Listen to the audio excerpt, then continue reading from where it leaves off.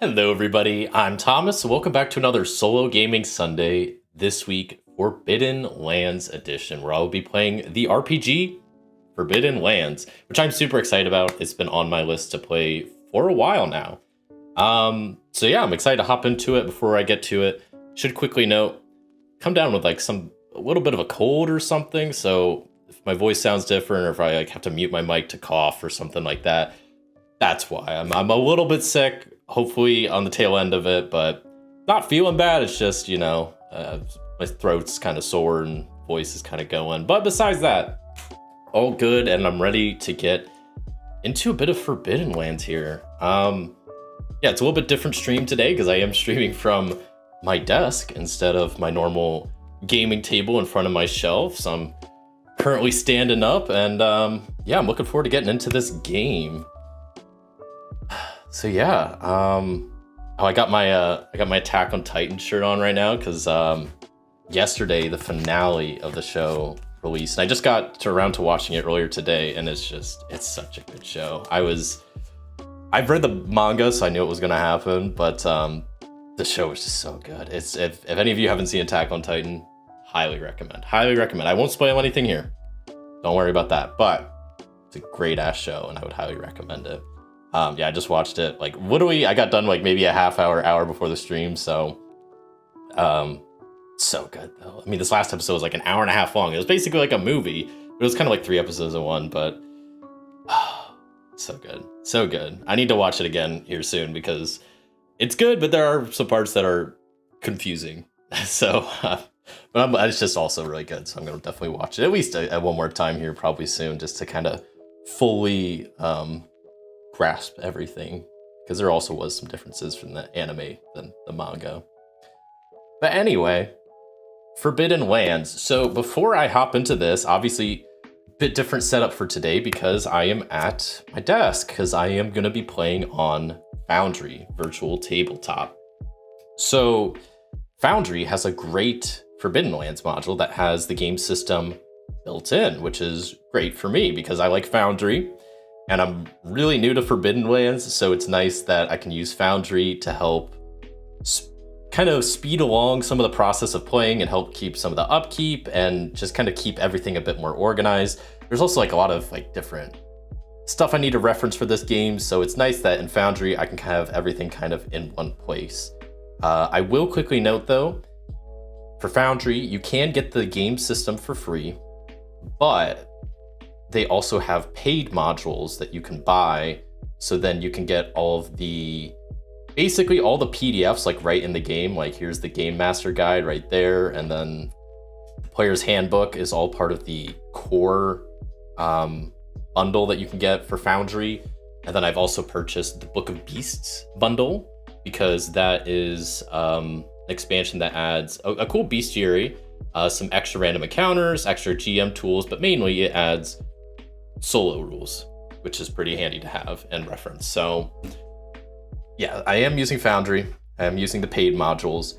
I will have everything linked in the description for Foundry if you're interested in that. And then also the page for Free League, who is the company that makes Forbidden Lands, to their store where you can get the either physical PDF of this or any of the Foundry modules, if that interests you.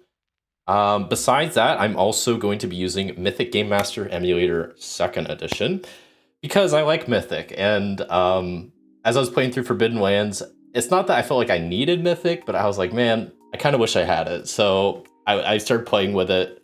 I started playing Forbidden Lands using Mythic, and I was like, I kind of do like this better. So I do have that, and Foundry does have a great module for that as well. So you can see down here, this bottom right box is all for Mythic, so you can ask the fate questions. I have my character list here, threads list here, chaos factor, and then you scroll down and there's like all the different tables for actions, descriptions, scene adjustments, element meetings, stuff like that. So you have all the Mythic tables kind of built right in, and then I could just, I'll show you how it works, but it's pretty simple. If I want to do an actions roll, I just click that and it'll roll the dice twice and give me 2 actions combined together for a relinquished representative. And there we go. That's some action that needs done, I guess. So yeah, I really like the module for Foundry. And I've been liking Foundry the more I've been using it, and the fact that there's a good Mythic module just makes it all the better. I guess I will quickly pop open my Foundry's module in case anybody is interested in what I'm using. I'm not using pretty much anything else besides the Forbidden Lands. I am using this compendium importer just to import some of my own tables. Mythic, small time is just the little clock down here, and Dice So Nice and Dice Tray, so you can see the dice and just have some more dice options.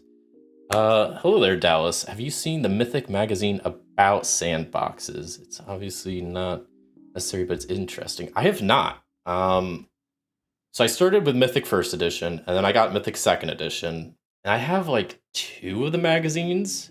I don't remember which ones.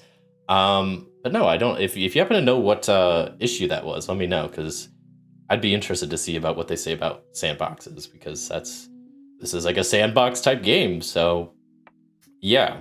The only kind of alteration I'm making to using Mythic with Foundry or with Forbidden Lands is that instead of doing a scene alteration every like scene, I found I keep saying found. Forbidden Lands is split up into like quarter day increments. So what I was doing when I was playing was just doing, instead of every scene, I would just do it every quarter day. So like four times per day essentially is how often I'd be doing, like adjusting the chaos factor, updating the list, doing a scene alteration, stuff like that. So I figured it worked a little bit better for me doing it that way. Yeah, so I think that's all of my sources and tools I'll be using. I kind of want to make sure. Oh, okay, I guess one more. I lied. Most of the time when I'm playing any RPGs, I usually have these sitting nearby. Table Fables and Table Fables 2. So I do have those nearby. I don't anticipate using them too much. When I was playing previously, I was mainly just using the town name generator in Table Fables 2 to generate some town names. So yeah, that's what I'll be using as far as source-wise and tools-wise and all that stuff. So yeah, I guess we can start going over a little bit of the rules about how to play Forbidden Lands. I'm gonna try to keep the rule explanation pretty simple. Try not to talk too long, and then we'll get into character creation and then get into the game proper. Hello there, KDK. Happy Sunday to you too. Hope you had a good weekend. Do anything exciting? Because I don't know, I had a pretty good weekend. Got to hang out with some friends. I'm a little sick now, so I mean, I think I think I was a little sick before this weekend, but like I felt it starting, but like wasn't bad. But today is just like sore throat and I don't know. I'm starting to lose my voice. It just kind of sucks, but At least it's not too bad of a sickness. I think I'm on the tail end of it, luckily, but drinking Gatorade to try to get those electrolytes, you know.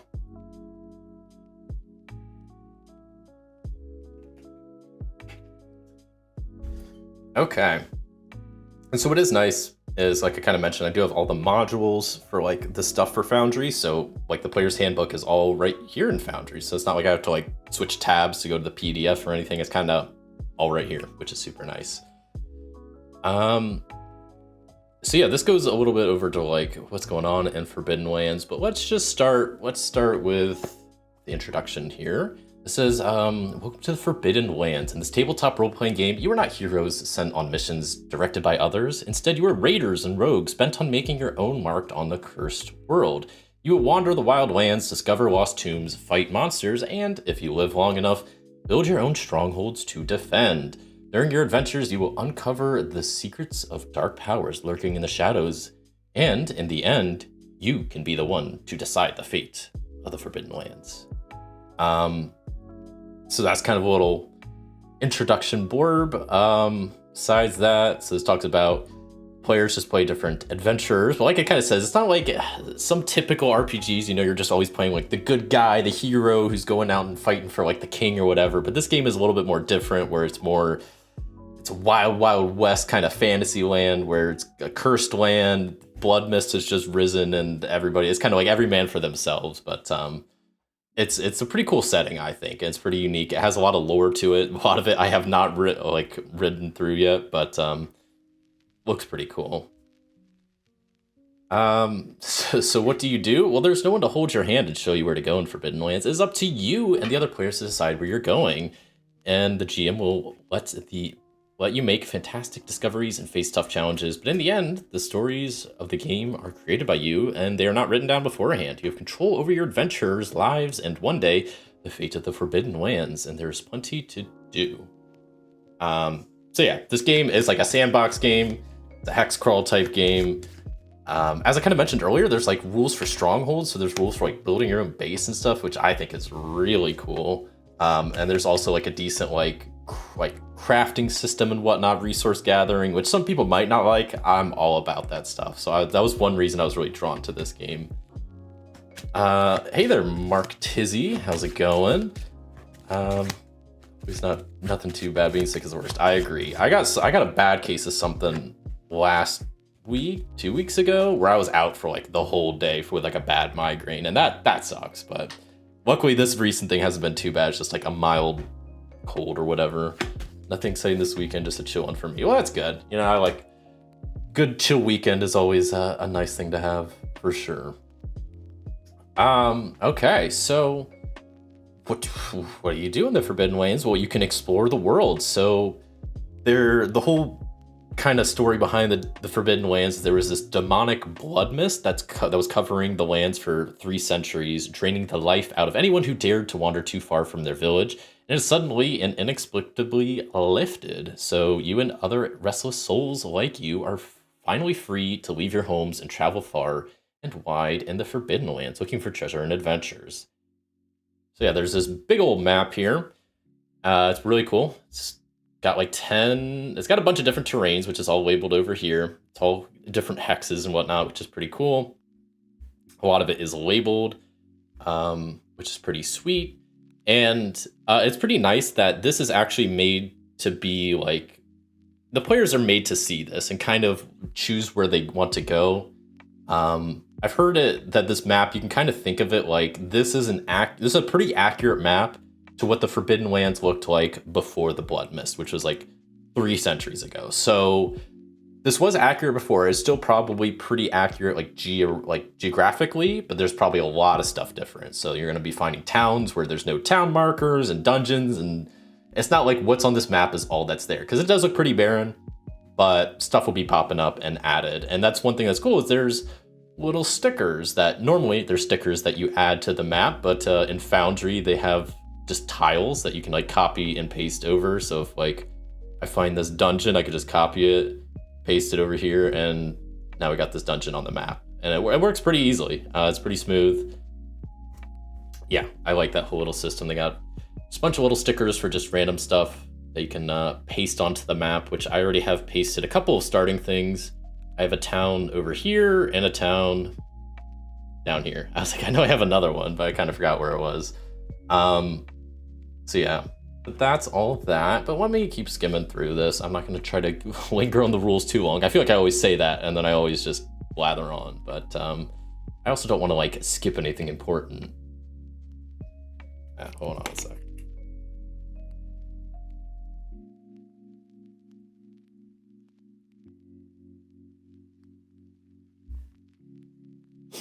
Already dying. Oh, also, you probably can't really see, but my cat Jonesy, she's asleep in the chair. So cute.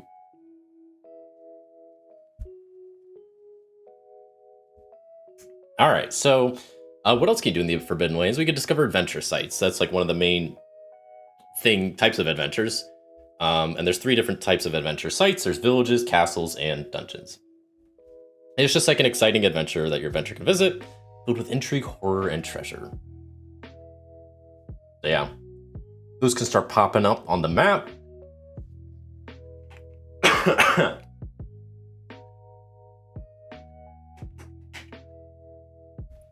And yeah, this is kind of describing that, like, the land has changed a lot since the Blood Mist. It's been 3 centuries, so it's been a while. So a lot of stuff has been different. There's this whole story about this sorcerer named Azygopher, who was in charge of, I think, the land, and then stuff happened, and now there's like these 4 elven gemstones that if you want to make that part of your story, you can. Pretty cool stuff. There's also the whole building your stronghold, which I think is something I definitely want to get to, hopefully today. We'll see if I have time. Yeah, if your characters make it back from the ancient ruins alive, they will hopefully bring enough gold and other treasures with them. Eventually, you might feel the need to spend that treasure on something lasting, a stronghold of your own. And what's cool is, first off, there's a ton of rules for strongholds, like extra buildings you can get, people you can hire that give you like different benefits, which I think is just so cool. What's also cool is how you get the stronghold. You can either just build one yourself from scratch, which takes a fair amount of like materials like wood and stone and whatnot. What I think is also really cool is, yeah, right here, the first line is like, if you conquer an old castle or a dungeon or something and clear it out, you can then turn that into your stronghold, which I think is really cool. That like you go through a whole dungeon, you clear it out, do whatever, kill all the baddies in there, take all the treasure. You now have an empty dungeon, you could turn that into your stronghold and set up like base in there, which I think is a really cool concept.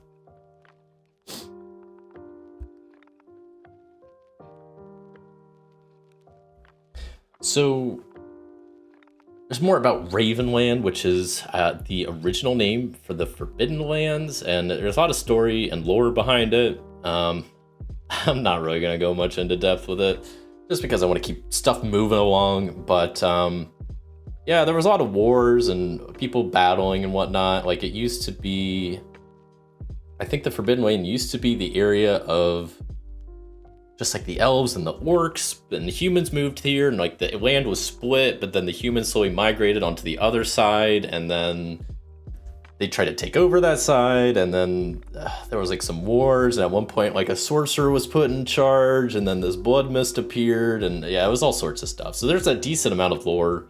Yeah, I'm not too familiar on it myself. I've skimmed through some of it, but it's not super important. You can kind of incorporate as much as you want into this game. I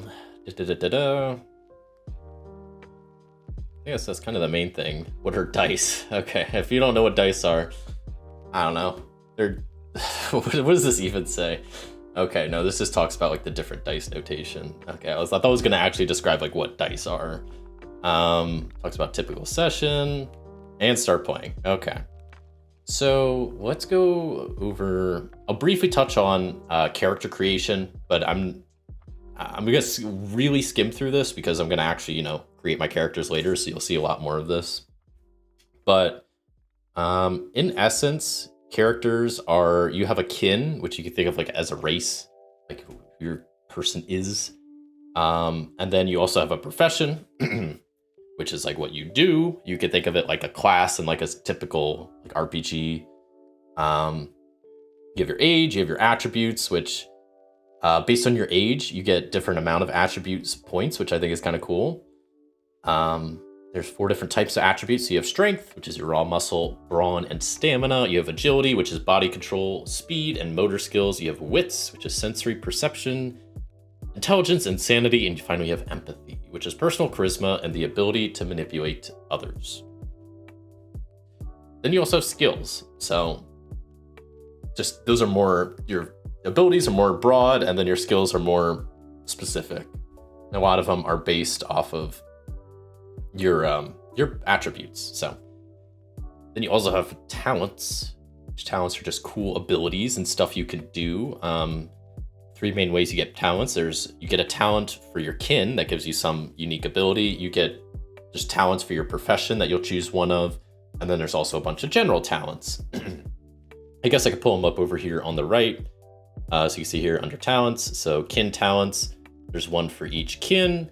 Profession, there are a bunch. I think each profession has 3 that you can choose from. I don't know if that's, most of them have 3, or at least have numerous ones.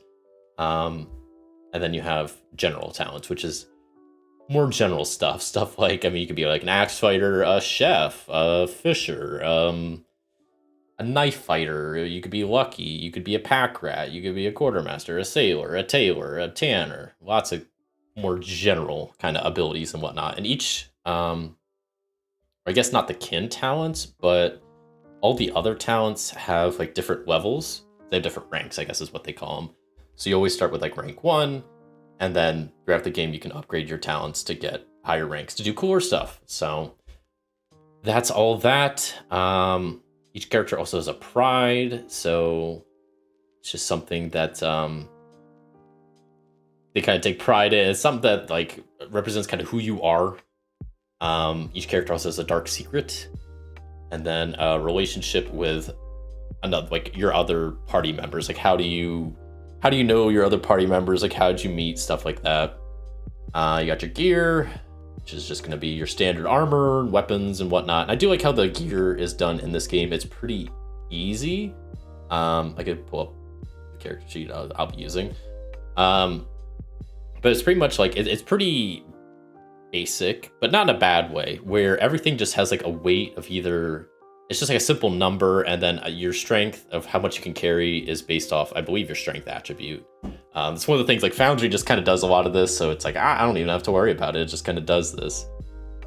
Yada yada yada. And I think that's all I want to go over for this. Like I said, I'll go over character creation more when I actually create my characters.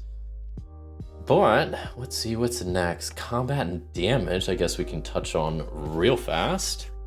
So combat's pretty interesting in this game, and also pretty deadly. Hold on a sec.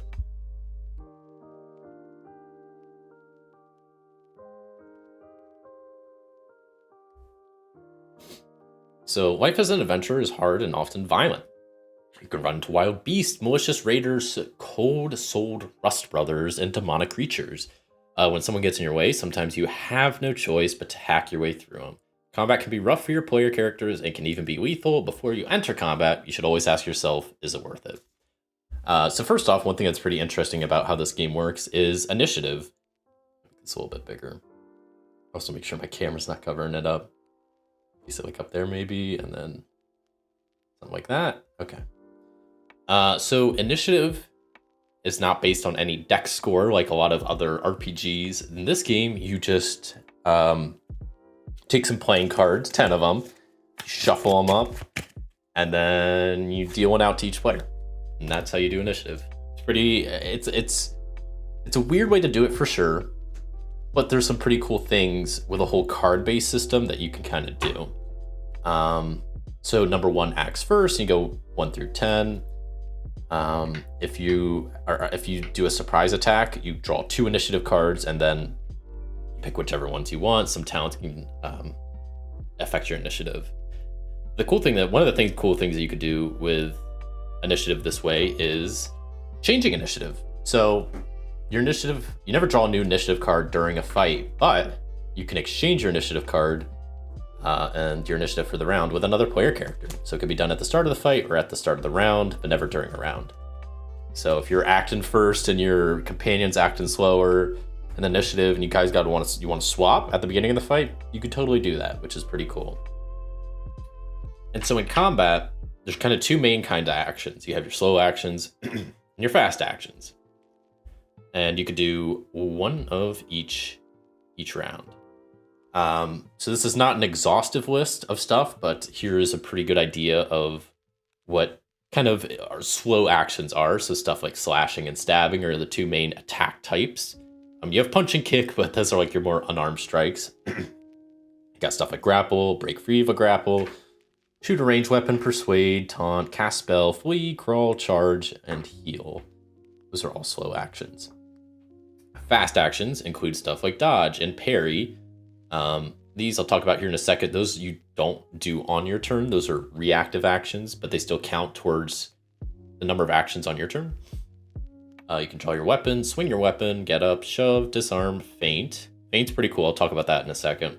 Run, retreat, grapple, attack, ready weapon, aim, power word, use item. So once again, not an exhaustive list, but gives you an idea of what a lot of the main actions you'd see in a game, kind of which category they'd fall into. You can help other characters or NPCs if you want to do like a help action type thing. You could do that, and it's pretty simple. You just say what you're kind of doing, and it costs the same action type of whatever you're helping them do. So if my character is going to try to slash at the skeleton, then my companion could do the help action. But since slashing is a slow action, then they're going to have to use their slow action to help me with that. Hopefully that makes sense. All actions are refreshed at the beginning of the round. You can never save unused actions. Zones and range. So this game does not really use a battle map or any grid or anything like that. It's more theater of the mind. If y'all have seen my Fallout 2D20 playthroughs, this uses a very similar style combat system with the zones and ranges and whatnot. So combat area is divided into zones. A zone is a room or an area of ground. Excuse me. How big a zone is varies from a few steps to up to 25 meters. A zone is generally smaller in difficult terrain than an open terrain. So here's a kind of an idea of the different ranges. So you have arm's length, which is pretty self-explanatory. Then you have near, which is like a few steps away. They're in the same zone. Short is up to 25 meters away. In a bordering zone, long is up to 100 meters away. It could be like 4 segments away, and then distance is as far as the eye can see. There are different zone features. So, excuse me. Zones can be cramped. Zones can be rough. Zones can be open. Zones could be dark and foggy. All different types of stuff that can like modify different aspects and whatnot.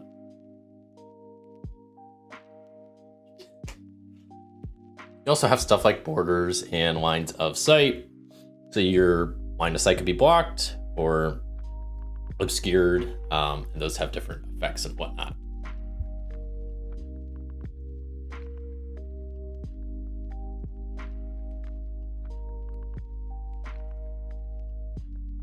Okay. Yada, yada, yada. Movement. So there's kind of two main movement types. You can either run as a fast action or crawl as a slow action. The moves take you from one zone to a neighboring zone or between near to arm's length. No roll is required to run unless you're moving through a rough zone. Close combat is if you're at an arm's length of an enemy, you can't run away.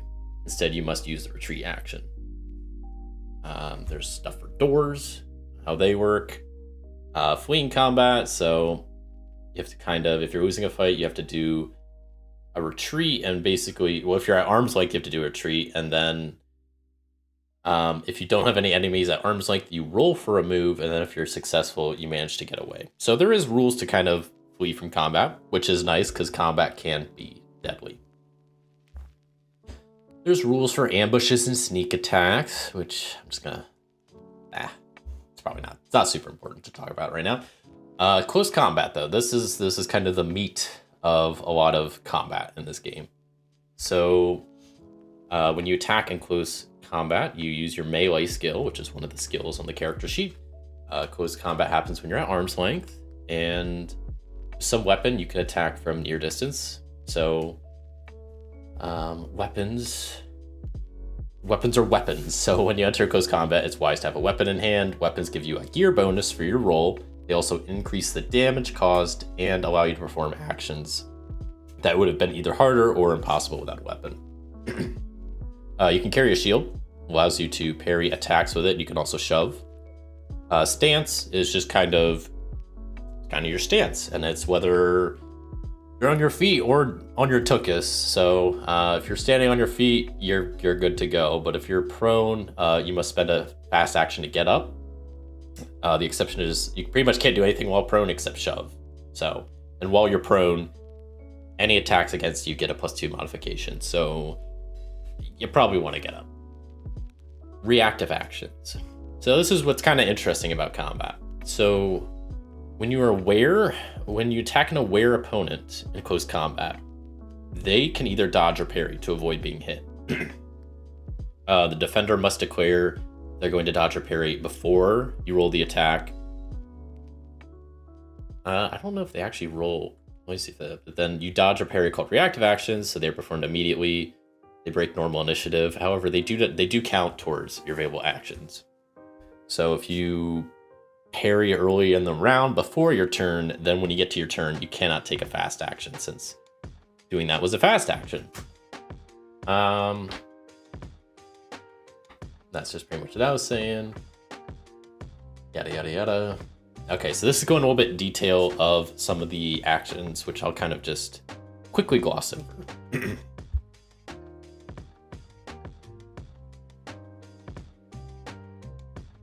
So first you have slash. So it's when you swing at your weapon at your opponent. It requires a weapon with either the edged or blunt features. And you basically roll your melee skill plus the weapon's gear bonus. Each weapon gives you a bonus number of dice that you roll. It's called the gear bonus. Slashes can be dodged or parried. If your target dodges, they get a +2.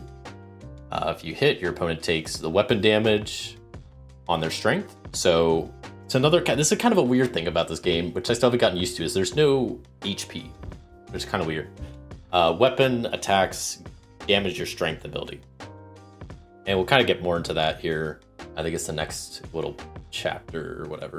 There's a section on damage and recovery, which we'll go over next. But yeah. And then you roll dice, and if you roll multiple successes, so these little, if you see these swords like that, that's if you roll a 6.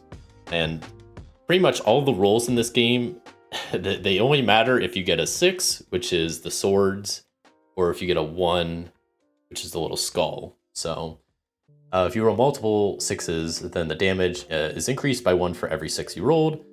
And if the enemy takes a critical injury, then you roll on the table. There's a table for that.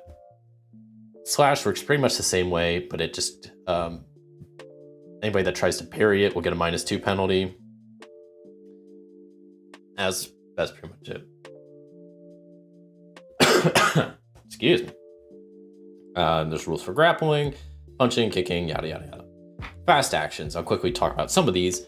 The main two ones are dodge and parry. So dodge, you throw yourself out of the way of the opponent's attack. And what's kind of cool is there's 2 ways to dodge. So you roll for move, not melee, because you can't use your weapon. The attacker slashes, you get a +2 bonus.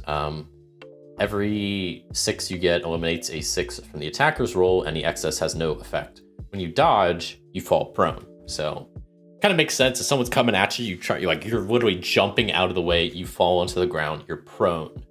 But you can choose to try to remain standing and do like a standing dodge, but you'll have a -2 penalty if you do that, which I think is a pretty cool way to do it. Then you have parry. So you can block your opponent's attack. It's a reactive action, requires a weapon or shield. You roll melee, add your gear bonus of the shield or weapon.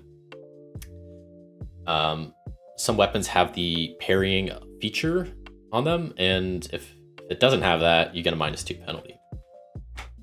If the attacker stabs, you get a +2 bonus when you parry with a shield, but a -2 parry -2 penalty if you parry with a weapon.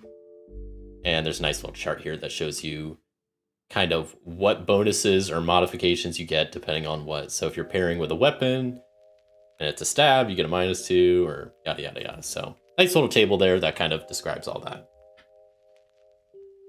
Yeah, a lot of other fast actions. I'm not going to go through all these, but because most of them are pretty self-explanatory. The one I will talk about that's pretty interesting that I was going to kind of loop back to is Feint, the fast action you can take. It's another reason why initiative cards are kind of cool, because with Feint, you trade initiative cards with an opponent at arm's length.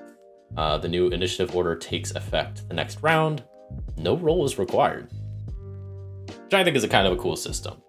It's definitely different than any other system I've used, but I think it's cool. Then there's rules for ranged combat. So how ranged combat works. And pretty much this little table here kind of just summarizes that you get different penalties or modifications depending on how far away you are. That's pretty much all there is to it. Let's resolve this. Yeah, these are just more actions. I don't even know what all this is. There's a fear attack. Yeah, it's probably not going to come up much. Darkness. There's rules for like if you're trying to do like shoot in the dark, stuff like that. Okay, a couple weapon attributes probably would be good to cover real fast. So each weapon has a bunch of different attributes that kind of describe what it does. So first you have your grip, which indicates it's either one-handed or two-handed. You have two hands on a weapon, you can't hold a shield. Kind of makes sense. The bonus indicates how many gear dice you get when you roll the weapon. Gear bonuses can be reduced if you push your roll. I don't even think we've talked about pushing rolls yet, but we probably will here soon. Or did I skip that part? Hold on. I hope I didn't. No, I don't think I did. Did I skip that part? Hold on, I want to make sure I didn't skip that. That's kind of important. I don't think I did. It says I can go to this part. What part was this? Rolling dice? Where was this whole section? Oh, it was under skills. Okay. Maybe I'll loop back to that once I finish talking about this stuff. Let me finish going over the weapon attributes, and that's going to be it for this section. So the bonus is just how many dice you get to roll. Damage indicates your base weapon damage, how many points it does to your opponent's strength. If you roll extra sixes, you deal extra damage. Range is just the range it can be used. Cost is the cost in silver, and features is just any extra features like light, heavy, edge, pointed, blunt, and parrying. Yeah. So let me hop back to the skills, because apparently I skipped stuff. I didn't know all this was under here. When it comes to rolling the dice, let me kind of make this a little bit bigger, hopefully a bit easier to see. I kind of talked about the skills earlier, and here's them all listed out. I think there's 4. Yeah, there's 4 for each attribute, because there's 4 attributes. You can see them all listed here. Stuff from just like might to melee to there's a crafting skill. There's a scouting skill, marksmanship, performance, animal handling. They're classics. We already kind of talked about this, but a 6 means success. That's what the little sword icons are. 1s are bad. So 1s wear you down. They can mean you suffer damage, exhaustion, fear, or that your weapon has been damaged. But here's the thing about 1s. Most of the time, I think it's just most of the time, they don't actually affect your first roll. But you can push your roll, which I'll talk about here in a second. A 1 is called a Bane, and those are the little skull symbols. What else? I'm just kind of skimming through some of this Art of Failure. So pushing rolls is a concept in some other RPGs. So if you're desperate to succeed with a skill roll, you can choose to push it. It just means you grab all the dice that did not come up a 6 or a 1, you roll them again. You cannot choose which dice to reroll when you push. You must reroll all dice that didn't come up a 6 or a 1. You're allowed to push roll even after a successful roll, but only if rolling additional 6s would increase the effect. That's pretty much it. Yeah.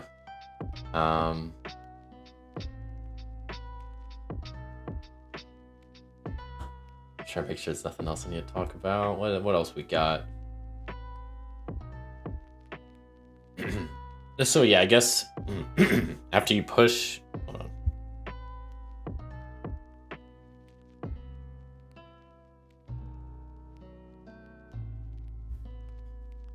Oh boy, I've been jabbering already for a while. Man, I want to keep this rules explanation short. Skulls can pretty much do they can do a couple of things, but the main thing is if you roll them on your base dice. So your dice are kind of split up where you get them from. So you have some for your base skills, some from your weapons. So for every one that you roll on your base dice, you suffer 1 point of damage to your attribute that you get that from. While ones you roll on your weapon dice will just decrease the weapon bonus by 1. Then there is this concept of willpower. So to push yourself to the brink of your abilities is risky, but it can also have positive effects. So it gives you the force of will required to use powerful kin talents and profession talents. So for every one that you roll on base dice, when you push, you get willpower points. In addition to anything else you would already get damage-wise. And willpower points are required to use some of the powerful talents, or just like abilities and whatnot. So, and you can gain additional willpower points from your stronghold, but the main way you're going to do it is through getting ones on your base dice. What else? Yeah, you only have one chance to succeed each time. There's stuff for group rolls. I'm trying to just speed this up a little bit and not go too long on the rules. There's stuff for opposed rolls, how NPCs work, gear. Okay, I guess gear is kind of important to talk about. I'll quickly try to skim through this. So you can wear armor in this game. Surprise, surprise. And you have gear in general. I guess this isn't even the armor section, but you have useful gear gives you gear dice. So you have gear dice and you have weapon dice. I guess we'll talk about armor here in a second, but well, that's it for that, because I need to go back to combat and damage. And that's next section, I think, is what has armor, which I do want to talk about. Yeah, damage and armor. Here we go. I think this would be like kind of one of the last areas I'll cover. And then I'll quickly talk about how to play this solo, like the solo rules, and then we'll get into character creation, because there's a lot more rules I could talk about, but I kind of want to get to playing. So damage. Damage can kind of come in many ways. So you can get damage to your strength, which is like bleeding wounds, broken bones. Damage to agility is just physical fatigue. Damage to wits is fear and panic. And then damage to empathy is despair, mistrust, and sorrow. So the three main ways you suffer damage is either when you roll ones by pushing your roll from attacks whenever someone successfully attacks, or there's some magic stuff that can do that. So armor, this is what I wanted to talk about just a second ago. You can wear armor in this game, and it has an armor rating. I like this system. I like a lot of the things this game does. It does stuff pretty differently than a lot of the RPGs I've played, but a lot of them are really unique and interesting. For example, this whole armor system. So the effect of armor is determined by its armor rating. And what that means is when you suffer damage from a physical attack, you roll a number of dice, gear dice, equal to your armor ranking. And every success you get decreases the damage by 1, which is pretty cool. I think it's a neat idea. So if you're taking 3 damage, you have your armor rating is 6, you roll 6d6, and then for every 6 you get, you're blocking 1 point of damage essentially.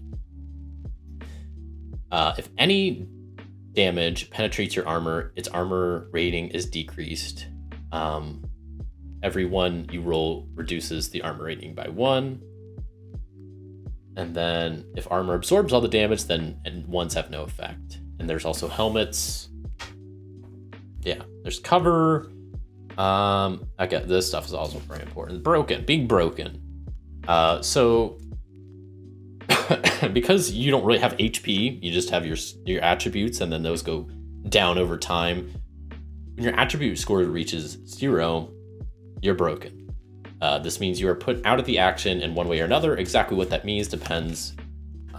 Exactly what that means to be broken depends on what attribute is depleted.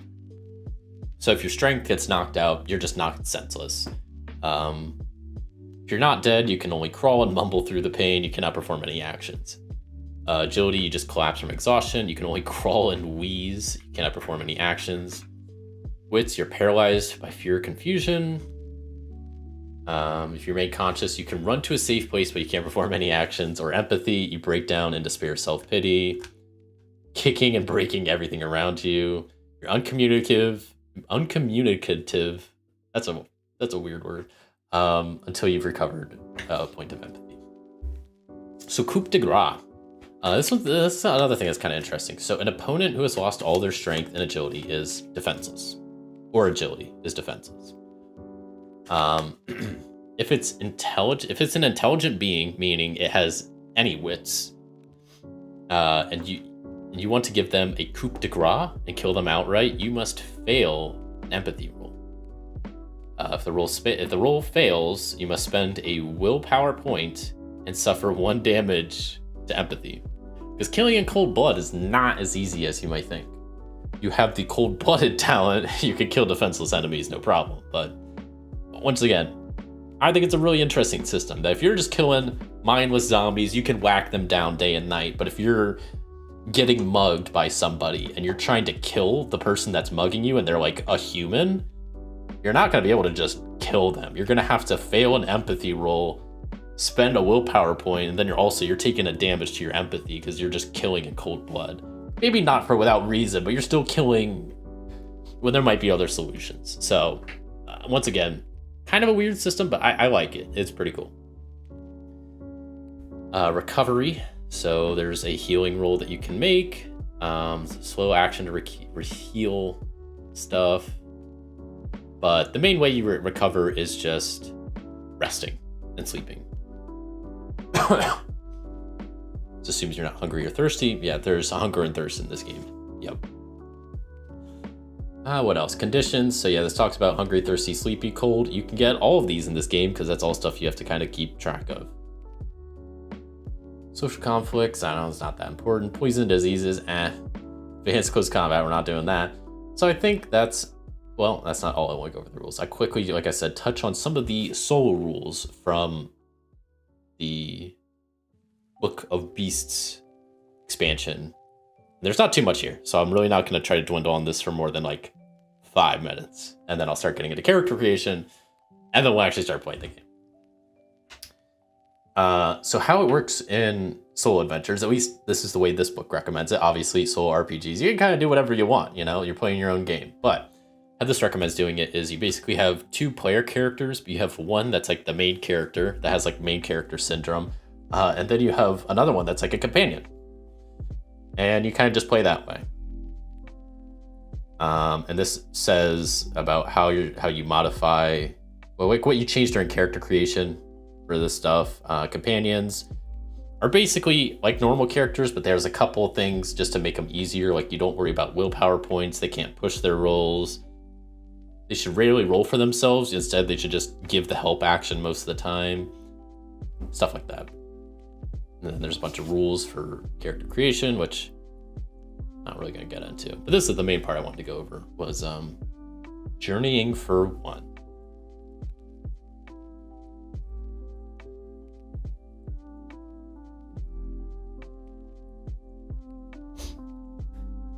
So, kind of mentioned this earlier.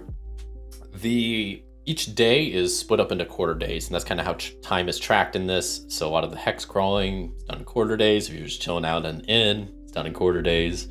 Everything's kind of done in quarter days, which I like. There's still a lot of room for freedom. If you're going into a dungeon and exploring, you don't just resolve that in a quarter day. Like you can kind of zoom in and kind of do a lot in the quarter day, but most things you can kind of they're just given in quarter day increments. You just do it like that, and it's pretty easy to keep track of. But each quarter day, this is what it recommends doing. So in the morning, there are these XP prompts that you will answer about the previous day to maybe give yourself a little bit of XP. Which I guess I can talk about that. I'll talk about that later. You draw. There's like a little weather oracle that you can draw from to get current like weather, temperature, something else I forget. There's like kind of 3 different criterias. And then you assign and resolve tasks for player characters and companions, and then Perform the new hex procedure if you're entering a new hex, or draw for a general encounter if keeping watch over camp. You do a scouting roll to see if encounter can be spotted in time. Yeah. And then you just keep rinse, wash, and repeat. That's kind of the general gameplay cycle for solo. Here's like the new hex procedure, which is pretty self-explanatory. Whenever you enter a new hex, you just draw from the encounter types. That's pretty much it. There's general encounters that you can draw from, factions, yada, yada, yada. There's a good amount of oracles that come for just solo play. So they have a yes/no oracle, but I'll be using mythic.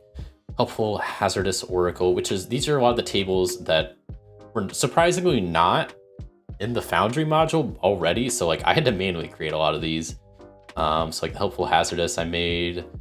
Theme oracle, I think I skipped. A lot of these like kin oracle, if you want to get a random kin, I made that here. A lot of the name oracles. There's like wilderness oracles. So I manually made all of these, but it'll speed up stuff. But a lot of these were also just in the game. So you can see like core game, random encounters, these are all part of like the Foundry module. What else? Combat. There's nothing too crazy for combat. There's like an extra little table you can roll for looting. Social interactions, not much there. Just kind of gives you examples of like what to do, like if you're in like a village, like how you can kind of handle that. That's about it. Yeah.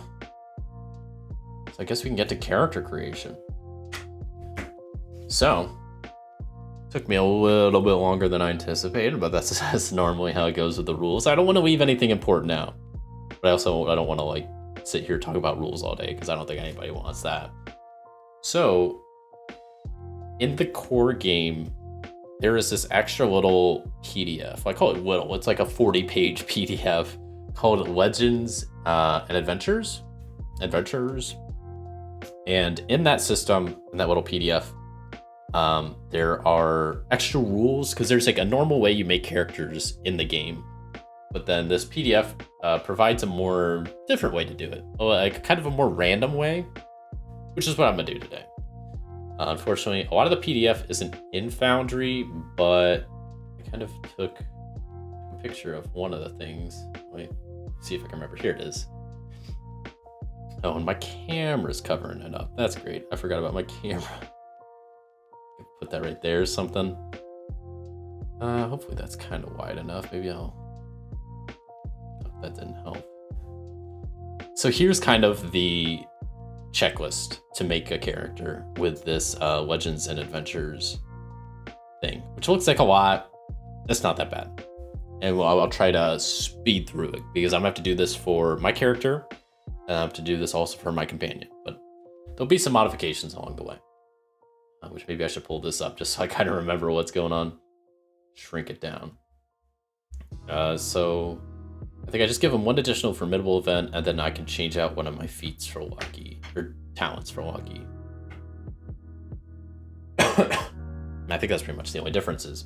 And so I did do a little bit of prep work before the stream, because there's some stuff I wanted to generate beforehand. I didn't want to do too much off screen, but at the same time, some of the stuff was going to take a while. So I have a journal on the journal tab of a couple of dungeons that there's tables to roll up dungeons. So I have like outlines of some dungeons, 2 of them, outline of a couple of castles if I need those anywhere. And then also a couple of villages, specifically 4 villages. 2 of them I've already placed on the map because I'm using them as the starting villages for my characters. Because one of the first areas that you roll for is choosing your home region. So I've already done that. So the character I'll be playing today is Yaksha, I think is how you pronounce their name. They're going to be an orc fighter. So yeah, their home region is deep in the Groveland Woods in Colony Hills, which is what I made all the way down here. You can see this is Groveland Woods, and I just pasted in one of the little tiles and put some text under it for Colony Hills, which I do have a bit of description already for it. It's like an outpost, not a whole lot of people. Just has a smith there, stern mayor. They deal with disease. They're known for hospitality. It's mostly inhabited by women. And I gave it a legend also to kind of like a local legend. So legends is one of the things that is going to recommend me doing after character creation, which I've already done.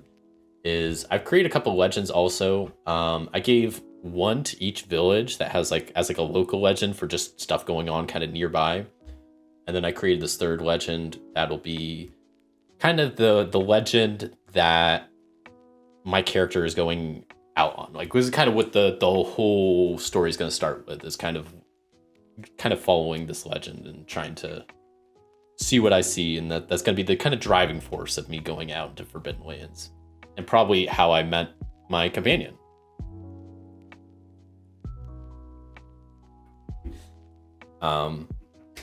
So yeah, generating legends is all part of the Legends and Adventures PDF. Castles, villages, and dungeons are all in the, I think that's a Game Master guide. Yeah, they just have different tables. I can quickly show you what they look like, but like it's all the stuff that was on my little thing. So you roll for the size of the village, age of the village, ruler of the village, problem of the village, claim to fame, village oddity. Depending on the size of the village, you roll for number of institutions, and then there's also some details for the inn if the village has one. So that's what all that is. But like I said, I didn't want to do too much off screen, but at the same time, I felt like I needed to prepare some of this just to not make the stream go down just to drag as I just sit here rolling up a bunch of stuff. So for my main character, I've already kind of started a little bit. I got a name for them, Yaksha. I already got their kin picked out. They're going to be an orc, and their profession's going to be a fighter. Their home region is deep in the Groveland Woods and Colony Hills. So at least on the character creation, I'm already on step 5, I guess. So I guess I didn't give myself my talent. So let me do that real fast. So in the kin talents, since I am an orc, I get the unbreakable talent. So orcs were created to serve. Their bodies are strong, and they are very resilient when it comes to pain and punishment. When you're broken by any kind of damage, you can spend willpower points to immediately get back on your feet. For every point you spend, you recover 1 point in the broken attribute. You cannot use this talent unless you are broken. The talent does not affect critical injuries.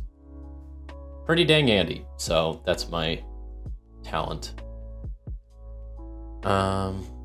Make sure I'm not forgetting anything. So now I need to also, I did skip this step, I need to roll once on the table for choosing the childhood my kin had. There's different childhood tables depending on what kin you choose. They're just a D6 table. And they kind of dictate, it gives you a little bit of flavor for your childhood, but then also it will tell you what your starting attributes are and some starting skills. So let's see what mine's gonna be. Or I guess maybe I can choose, can't I? Or do I have, it says roll. A lot of these say roll or choose. This is the only one that says roll, so I think I'm gonna have to roll. So I just need a D6. Unfortunately, this table is one of the tables that I have on my other monitor. I don't have a great way to show it on Foundry. So 6 for an orc means my childhood, I was a bit of a loner, apparently. So I never felt at home among my people, always keeping to myself. You grew up in the shadows of your comrades. You saw things they didn't see, did things never imagined. So interesting. Childhood. Boom. Paste that in there. And it's also a nice thing about Foundry. I can just copy and paste stuff. It's a lot faster than writing it down. So I need to save that. So my starting attributes are 4, 3, 5, 3. 4, 3,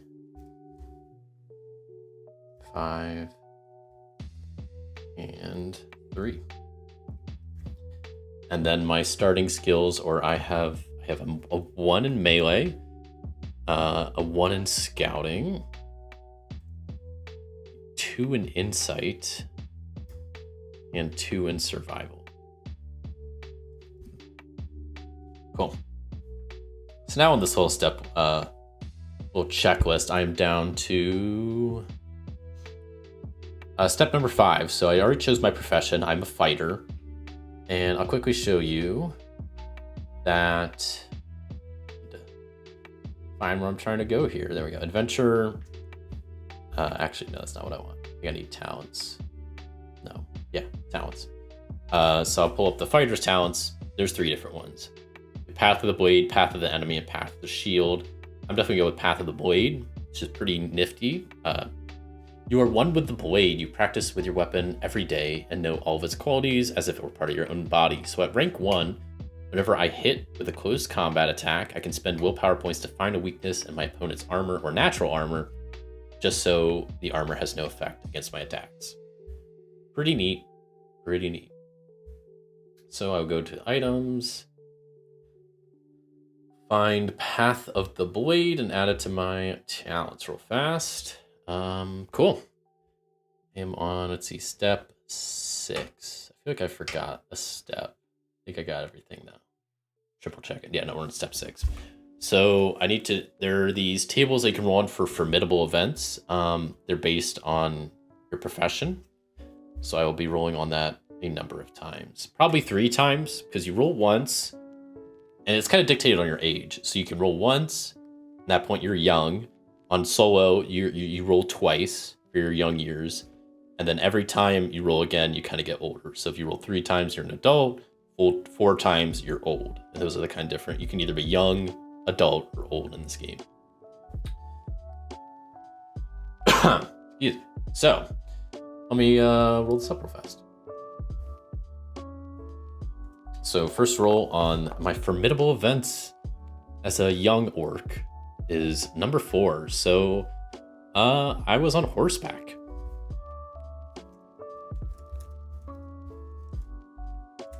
Let's jot this down. So horseback, I learned to ride and signed on as a knight with a lord. I fought in skirmishes, patrolled, and guarded county from enemies. So formidable events do a couple things. They give you some boosts in your skills, they give you a talent, and then they give you some gear. So I'll go with the skills first. I get a +1 in melee, that's good. And a +1 in animal handling, which makes sense. I was a horseback rider. Talents. Never guess what talent I'm gonna get. Where is it? Horseback fighter. There it is. I'll probably swap out, but we'll see what my other talents are. I'm not a huge fan of this talent. Because it's all about fighting, at least at rank 1. You just get a bonus if you fire a short bow or sling from a mount, but it's not till rank 2 that you get a bonus for melee attacks, which is pretty much what I'm gonna be doing, at least at the start. I'm gonna be like a sword fighter, so yeah. But the other thing I do is I get a mount of choice. So in the core game, there are mounts here. We'll just go with that one, and I'll drag them down here. Let's rename them to not be copy. Mulvia. You know what? No. Mulva. There we go. Way better name. Excuse me. Cool. So that was my first formidable event. I'm young now. I need to do another one because I'm playing solo.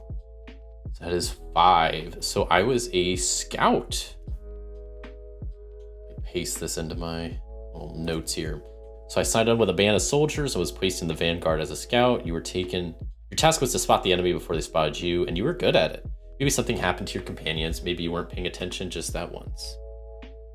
So skill-wise, I get a boost to my. Who would have guessed? I get a boost to my scouting, and I also get a boost to my marksmanship, which is kind of worthless. I don't plan on going ranged for this character, but hey, you never know. As far as talents, I get the defender talent, which I have no idea what that does. It's good at using weapons and shields to protect yourself. So at rank 1, you get 1 free parry every round. Really? Extra parry does not count as one of your actions. That seems really good. Damn, I'm definitely glad I have that talent now. Jeez.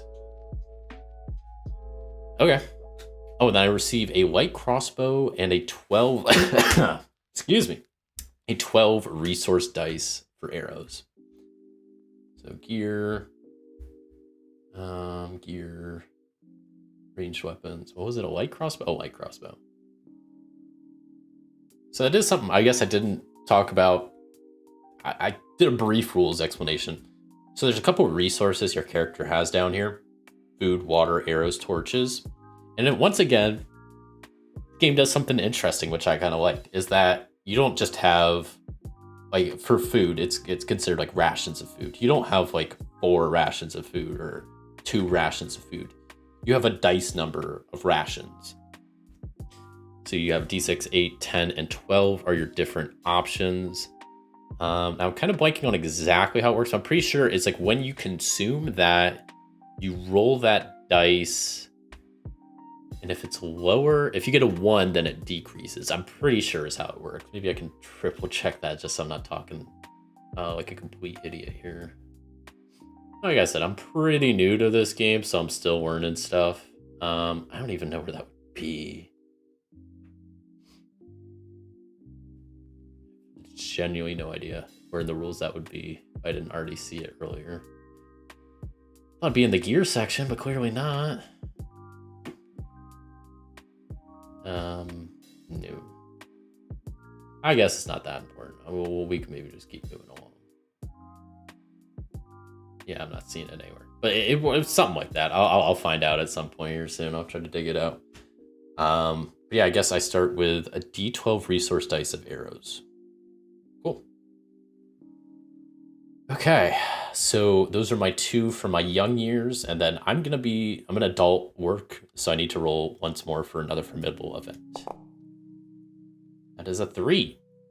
A long march. More like a long walk, am I right?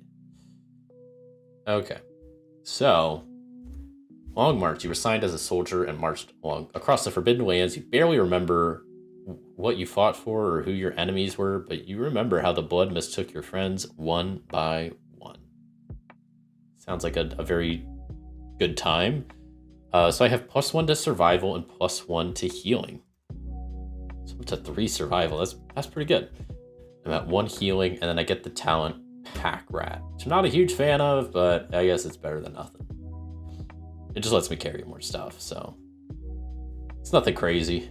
Just kind of whatever, you know. Okay, I think that's it for my formidable events.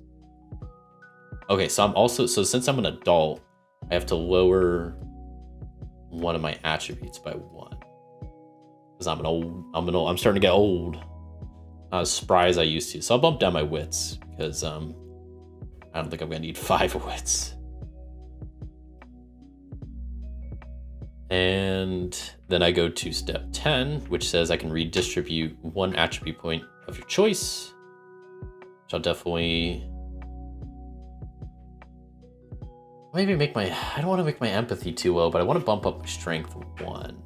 So maybe I will bump down my empathy. Yeah, we'll go 2 empathy to bump up my strength to 5. That sounds good. Yeah. All right. And then what else? I get to roll on the how did you meet table. Where that is. Where is that table?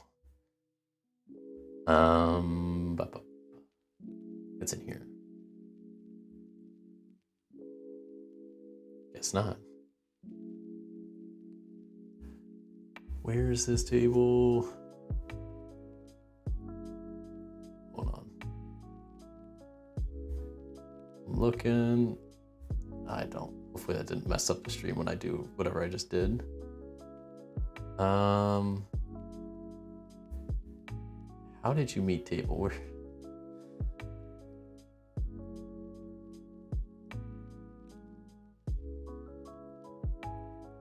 Well, it probably even tells me and I'm just dumb for not looking. Yeah, on page 24 to 26. Right. Yeah. That's like way towards the end. Oh. Yeah, no wonder I didn't remember where it was. Okay. So I'll roll 2d6 to see how me and my traveling companion met. 62. So I'm reading that. So, hired guards. You and other adventurers were hired to guard someone. Maybe it was a trade caravan. Maybe it was a traveling child of a lord. But during the mission, you overcame dangers and realized you worked well together. That's kind of a nice how we met. I'll throw that in my bio real fast here. Oh. How you met. I think that's pretty much, we're getting close. I'm on the final 2 steps. So in the bio, we have Pride and Dark Secret, which are both related to your profession. So I'll go to my profession real fast, pull that up. Fighter, and scroll down. Which, I already think I know what I'm gonna do for some of these. So Pride, I like the option of never backing away from a fight. Sounds like a good time for a fighter. And then the Dark Secret,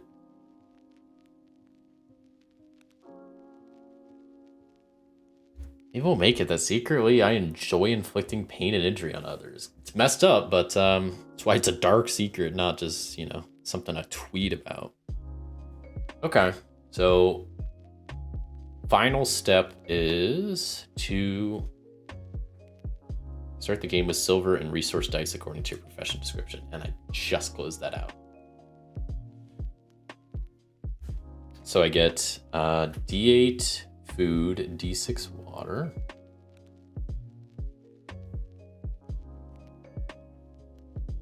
So I get D6 gold. That I do have to actually roll for. It's not gold, silver. Jeez. Gold would, that'd be nice if I had D6 gold. No, to D6 silver. And then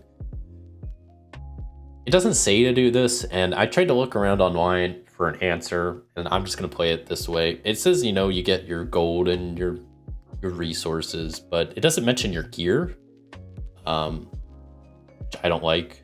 So I'm gonna give myself the gear I'm supposed to get here. So let me do that real fast. And because without, I wouldn't have any armor. I would just have a crossbow, and that's it.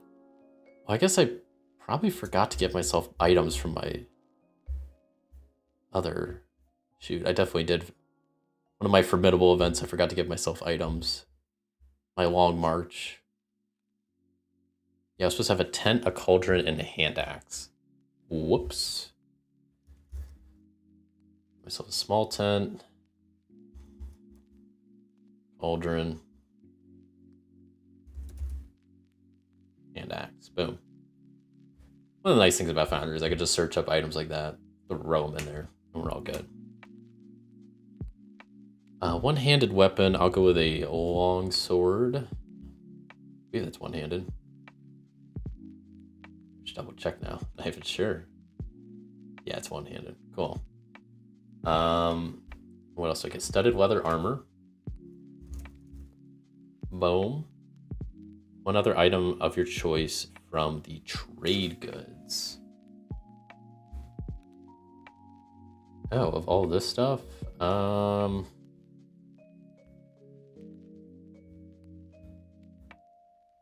I don't know. Oh, is rope on here? Rope's normally good to have. Yeah, we grab 10 meters of rope. And then let me put on my armor. Put on the armor. Might be a better way to do this, but I've always been dragging it up there. Longsword. Seems good. All right, first character create. How long did that take? Like 20 minutes? The companion should go a bit quicker because I'm not going to be as in depth since they're just a companion. So let's do it again. For my companion, which once again, I've kind of started to the same point. Nanya? Nanya? I think Nanya is how you pronounce their name. They are a wolfkin hunter, 26 years old. Their home region is the Groves of Shroud, which is a town called Orchard Spring, which is way, I think that's, yeah, it's up here in the Shroud. So that's where they're from.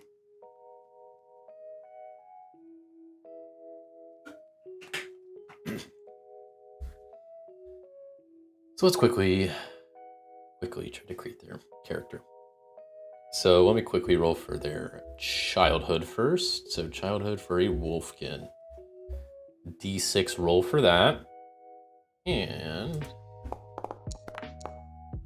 that's a 1. So Nanya was a howler. Grew up among the howlers, wolfkin that moved between the clans, their own masters free. Were trained in telling of the tragic legends that have been told by generations of howlers before you. Interesting. So then starting attributes are 3, 4, 4, 4.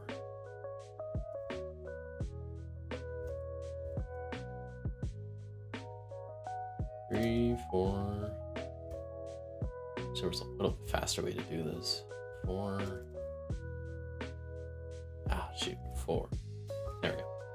And then my starting skills are lore +1, manipulation +1, performance at a 3. Whoops.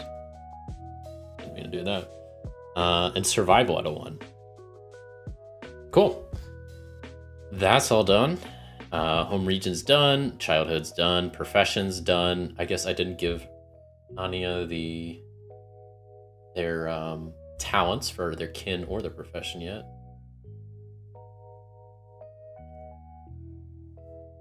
So the wolfkin talent is kind of cool. Hunting instinct. I mean, I made them a hunter, so it kind of paired well for being a hunter and a wolfkin, I think. So they have a powerful sense of smell and can track their prey for days once they have caught their scent. So you can spend a willpower point to designate a person or creature as your prey. Prey must be within line of sight, or there must be a scent to follow. The number of willpower points you spend is equal to the number of days you can follow the prey's scent. In combat, all your attacks against your prey get +1 bonus per willpower spent until the creature is broken, or until you choose to let your prey go. Pretty neat.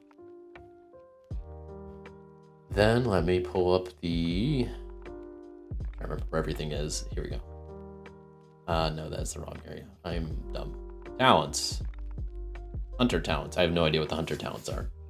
I didn't look at this beforehand, so it's gonna take me a second. Path of the arrow. You hit with a ranged weapon attack. You can spend a willpower point to find a weakness. Yeah, that's kind of what the path of the blade does. An animal trusted companion. Oh, animal can scout for you. That's kind of cool. Master surviving in the wilderness. When you forage, hunt, or lead the way, you succeed automatically if you spend a willpower point. You can roll first and spend the point if you fail. Yeah, I'm doing that. That sounds pretty dang handy. So we go down to profession towns, path of the forest, add it in. Okay, what's next? Formidable events. So once again, I will be doing 3 of these. I'm trying to speed through them real fast. Just gotta find them on my other screen, sorry. I'm looking. There it is, Hunter. Okay. So, first one is a 3. So I tamed a mount. I caught a wild horse. Wasn't easy. After a long time, you tamed the creature, and in time became inseparable.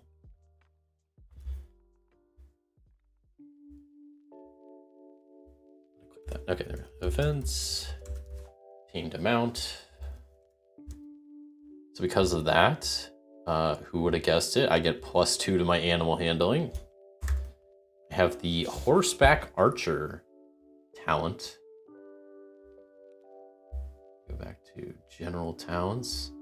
Talents and horseback, not fighter. The horseback archer. Where's that one? Am I dumb? Not seeing a talent called horseback archer. I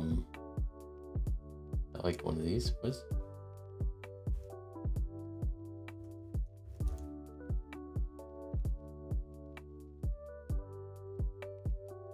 How can this just mention a talent that doesn't exist? That's really odd.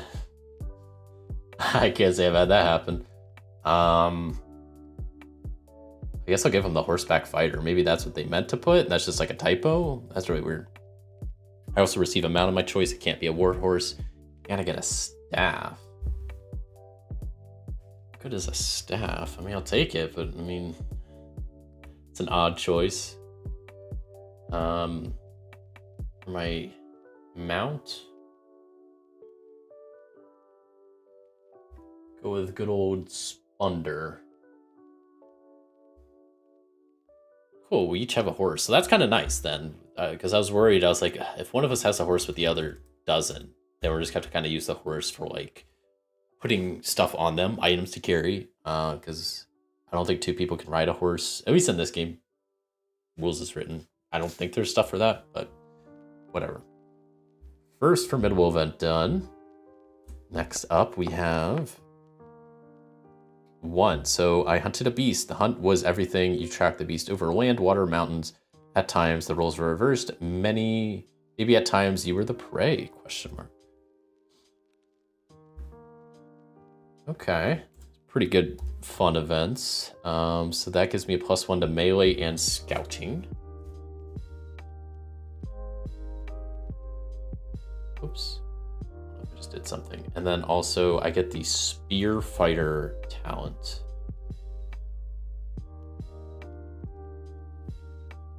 That's under here. Clicking on the wrong stuff. Okay, at least that talent exists. What does that do? You get +1 you attack with a spear, pike, halberd, or trident. Interesting. Oh, but wait. I think I'm dumb. I've goofed. When you create your companions, there's a couple things you're not supposed to do. The main was you're not supposed to give them talents. Here where it says that.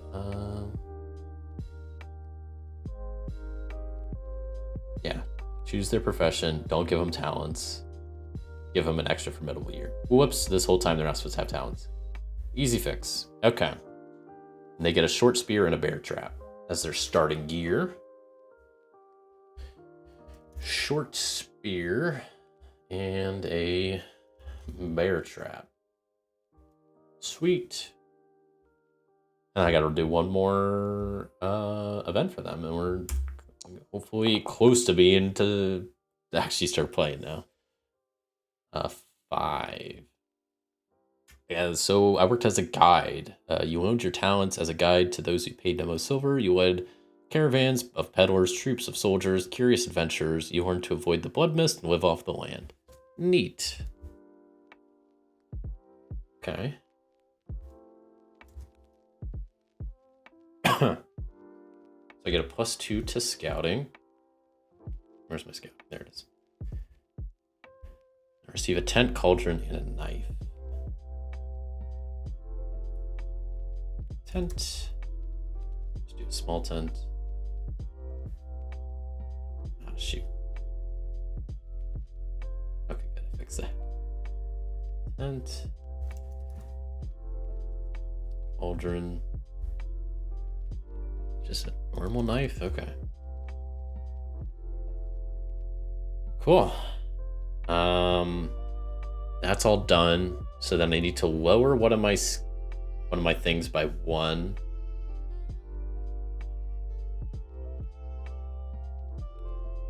I guess maybe my agility. No, not my agility. That's actually the one I need like the most.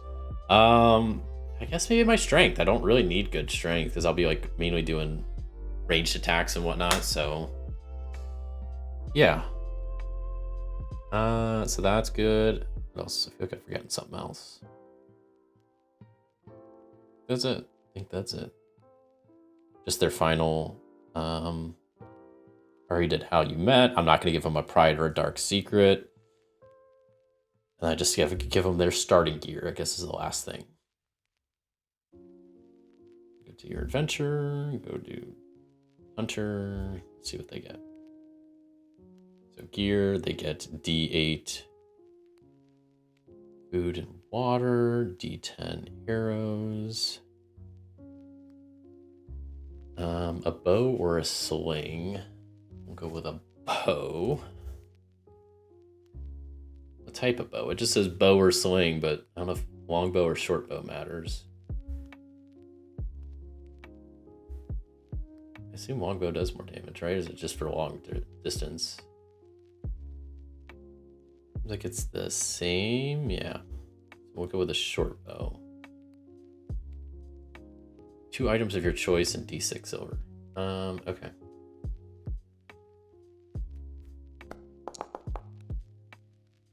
Two silver. And then finally, just 2 quick items from the trade goods. So we'll go with like a fishing net. That's kind of fun. Fishing hook and line. Let's do that. And also, yeah, I don't know. I don't want to spend too much time on this. There's a lot of items though. Maybe I'll just also grab some extra rope. I feel like rope's just good to have. See, I'm a bit over my carrying capacity here. Kind of an issue. Let me equip this. I need to just like sell probably some of this. Wait, 1, 2. How is this so? How's my strength? Oh, I think it's my strength times 2 is is like how much you can carry. Well, actually, I could put some of my gear on the horse. That's an option. So I think I probably will do that. Onto Spunder. Because they can carry a lot. They can carry 16. Maybe I'll put the bear trap there. Cauldron there. Honestly, probably everything. Fishing hook. Rope. Small tent. Staff. Probably should sell some of this, but I'm not gonna be worried about that right now. Small tent. Short spear, I guess I don't need on hand. Actually, maybe I will keep the rope. Everything else. I think rope, knife. Oh, I guess I gotta get rid of something else too. Jeez. I said we'll get rid of the rope. Jeez.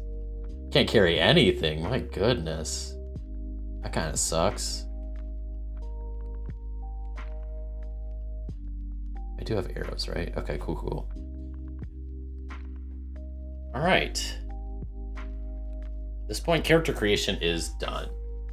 I am going to take a quick second to kind of manage my character's inventory. I'm going to mainly sell off some of my stuff and get maybe some extra stuff real fast, but I'll really try not to spend too much time because I realized I've already been streaming for an hour and a half and I've just now created my characters. But that's how these streams go sometimes. They just gotta go through the rule creation or the rules and the character creation and all that, but it is what it is.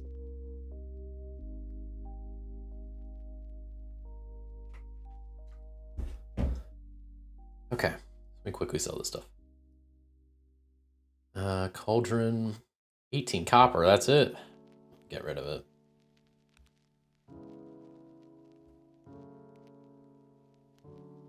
What else? I don't think I need the hand axe. Well, is a hand axe different than an axe? Because I want to chop down trees and stuff. That's like a timber axe. It costs 2 silver. What do I get for my hand axe? 2 silver. Oh, great. So I could just sell that and buy a timber axe. Okay. Everything else I think I want to keep. Well, maybe not my crossbow. Guess I could probably get rid of that as well. That's 24 silver. Oh my god. Wait, how much damage does it do? Just 2? Well, yeah, it's not that good. It's gonna maybe give that to my hunter, but like, I don't know. We'll get rid of it. That brings me up to 27 silver. Dang. Kind of debating if I want a shield because I think I have enough for a shield, or maybe I want to grab some armor. I don't know. Let me see what I can buy real fast. 6 silver. I could definitely get a small shield.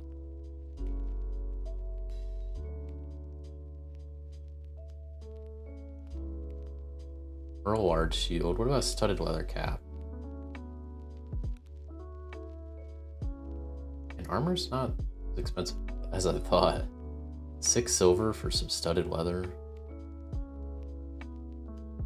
3 silver. So let me buy this. 3 silver for the cap. So I got no cap. And what else? Maybe I will grab a large shield. How much was that? 15 silver. So that brings me down to what? 9? Doing math in my head. Large shield. Okay, so I got a large shield in one hand, longsword in the other. Sitting good.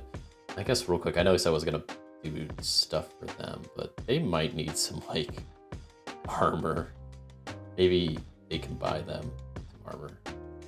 My character can buy my companion some armor, I mean. So we go back. How much was like studded leather? Only like 6? How much was the cap? Was it 3?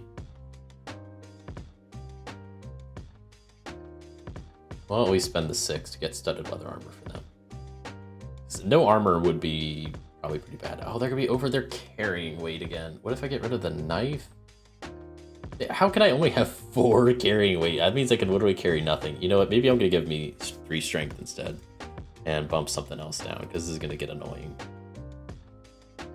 Bump this down to 3. This is getting old already. There we go. Now I'm up to 6. That's better.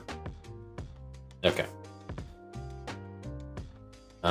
Now I think I'm done with character creation finally. Cool. So I can close that out and pop this open. Character creation did that, yada yada yada. Motivation. I guess I can do a motivation roll. So their reason for my companion's reason for traveling with me is romance. So they're pursuing a lost lover or they're in love with me.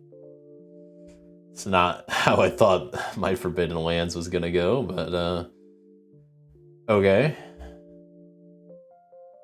I want to note that down somewhere. Maybe in like the, what was that? Some of the stuff. Getting too confused here. I'll jot that down in the notes because that seems kind of important.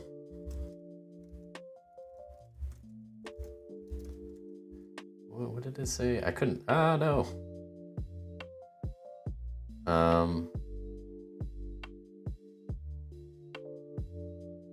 Pursue a lost lover or in love with you.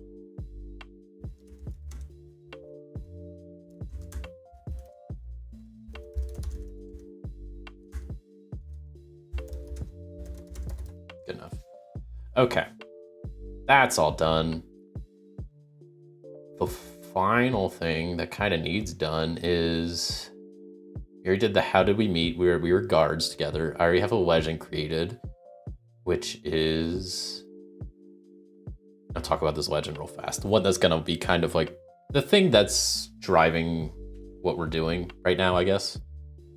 So a long time ago, before the Blood Mist, so 300 to 1,100 years ago, there was a cruel king who sought a treasure because of dreams. And they traveled to a tower located a few days off from wherever we are currently. And this tower is in a forest in the direction of north. And as the legend goes, it is said that the king was murdered and that the location there is lots of gold, lots and lots of gold. But there's also bloodthirsty slave traders there. So what are you gonna do? So that's kind of what we're, I guess, after. So one of us is from Colony Hills. One of us is from Orchard Springs. I'm trying to think of where we maybe could meet. Maybe like here, and then the forest is this dank wood up here. Maybe it could be like that specific tower even is the one that we're going after. That could be kind of fun. I mean, I wouldn't mind starting in a village also, but also not one of the starting villages, so. Okay. So here's what I'm gonna do. I'm gonna take a real quick break and we'll come back, figure out exactly how we're starting and get this adventure rolling. I know we're already an hour and a half through this, but I'm anxious to get started, but I also want to do all this stuff first. So I'll be back in a few. See you in a bit.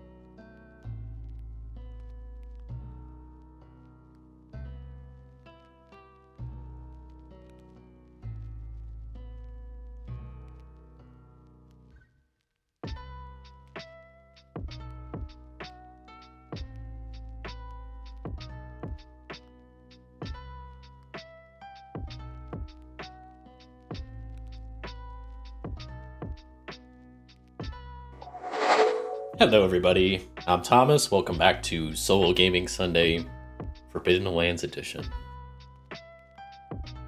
Finishing a cough drop right now, but I want to get this party started. So,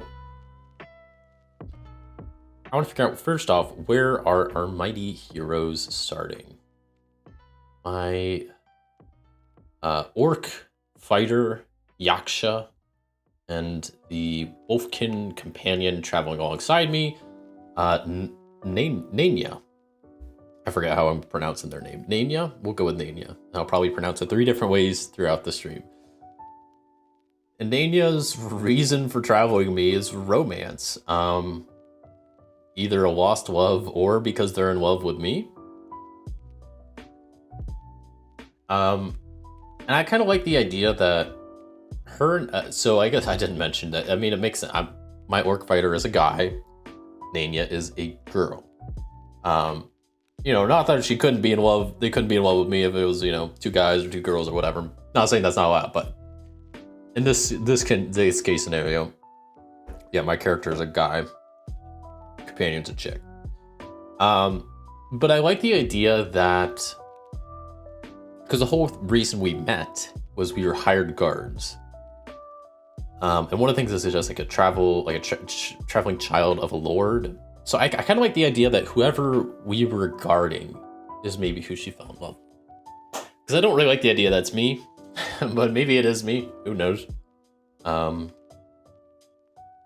knows? But I kind of like that idea. So as far as where we're starting, I was kind of trying to find like a point in between. Their hometown's here, mine's here. There's like a tower here. There's a town over here. There's a town over here. I don't know, maybe this town. I think this one right here is where we're gonna start. So I have this actor called Squad. I just gave it this little hexagon outline as its thing, as it's like a picture. So it's kind of easy to see where we are, but also it doesn't like block what's going on in the tile. And then also I have this other actor called Been There, which is pretty similar to my squad tile, but it's a little bit more opaque. You can see this, it's not like super visible, but it's enough that at a glance we can see where our party has been. Because that kind of matters. Like in this game, you do certain roles when entering a new hex, but if you've been to that hex before, you don't have to do the role again. So it's good keeping track of kind of where your party has been. I mean, I imagine we maybe have been traveling for a while now, but we're just going to start our adventure here at this town, which I'll use one of my rolled up villages, and we'll just call this place Winter Falls. And that way I already have some details about this thing, and I don't have to spend time sitting here. So let me just copy one of these and just change it real fast. I'm lazy.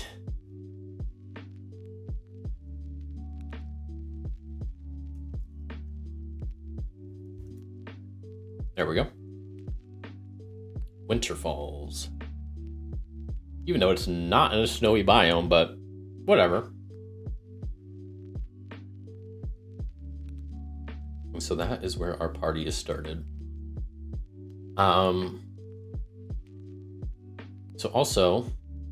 So currently the thread list is just 2 things.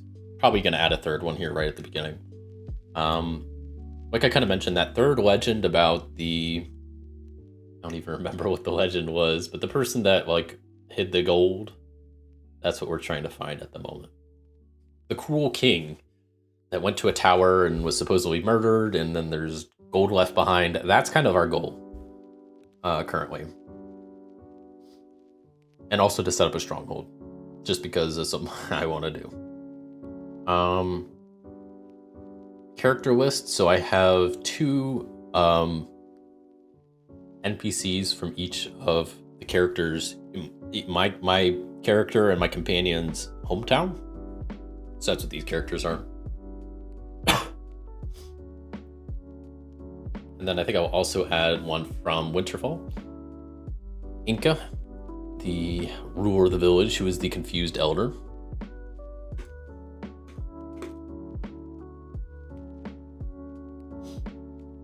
me check. Did Winterfall?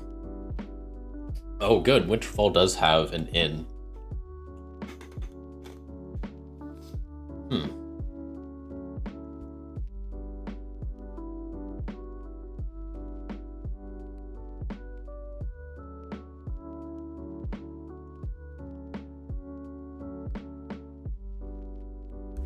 Sorry about that. I'm just busy dying here. Okay. And some of the problem with the village is currently bandits. It could be kind of like a small thing to kind of get the party, or, you know, to get the adventure started. So we'll say that my companion and I, Nanya, like I said, I'm gonna pronounce her name way too late. I need to like phonetically like write it out somewhere. Nanya. Her and I were traveling, guarding some noble, and that's who she fell in love with. We maybe took them maybe to Winter Falls, and then I don't think are staying in Winter Falls. Maybe they're going somewhere else. Winter Falls was just kind of where we were bringing them, and then that's where we are now. Is we stayed the night at the inn. We're done with our job of doing the guarding. And so now it's kind of up to us to do whatever. And we're like, well, hey, let's travel together. That's what we're doing.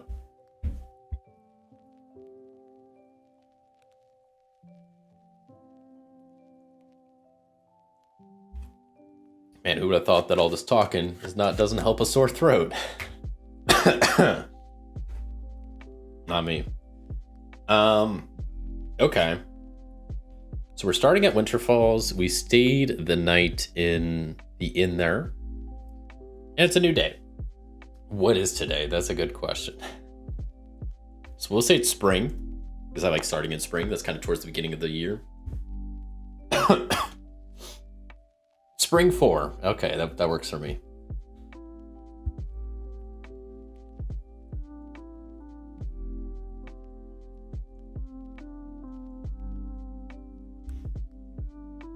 Spring 4. So I did create a bit of an adventure log, and well, I guess I have the date wrong. Spring 4. There we go. So yeah, I'm just gonna do the different cues for the different quarters of the day. So quarter 1, we were just sleeping.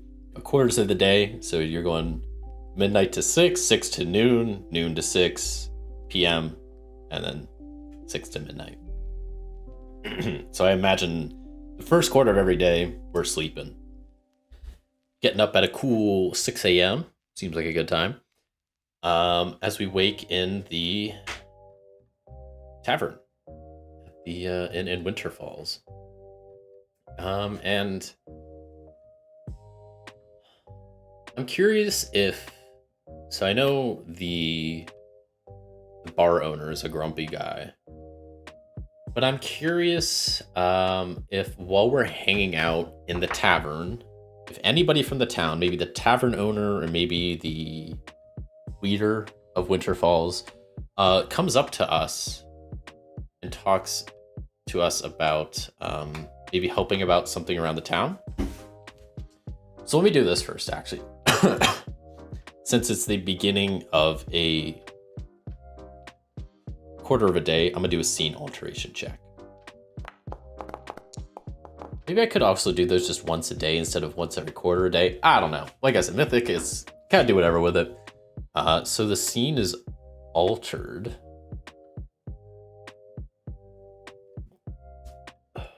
Okay. That means it's not. Wait, doesn't that... Altered scene means that's not random event, right? See, I don't have my mythic stuff nearby. Hold on. I wasn't prepared as I thought. Where my mythic stuff is. I got this big old my binder of RPGs, and it's getting thick. Getting like it's not really able to close very good anymore. Because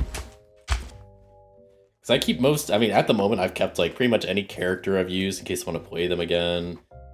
Anything I've printed out as a reference. So my mythic stuff is in here somewhere. There it is. Toss this binder off to the side. I don't need that right now.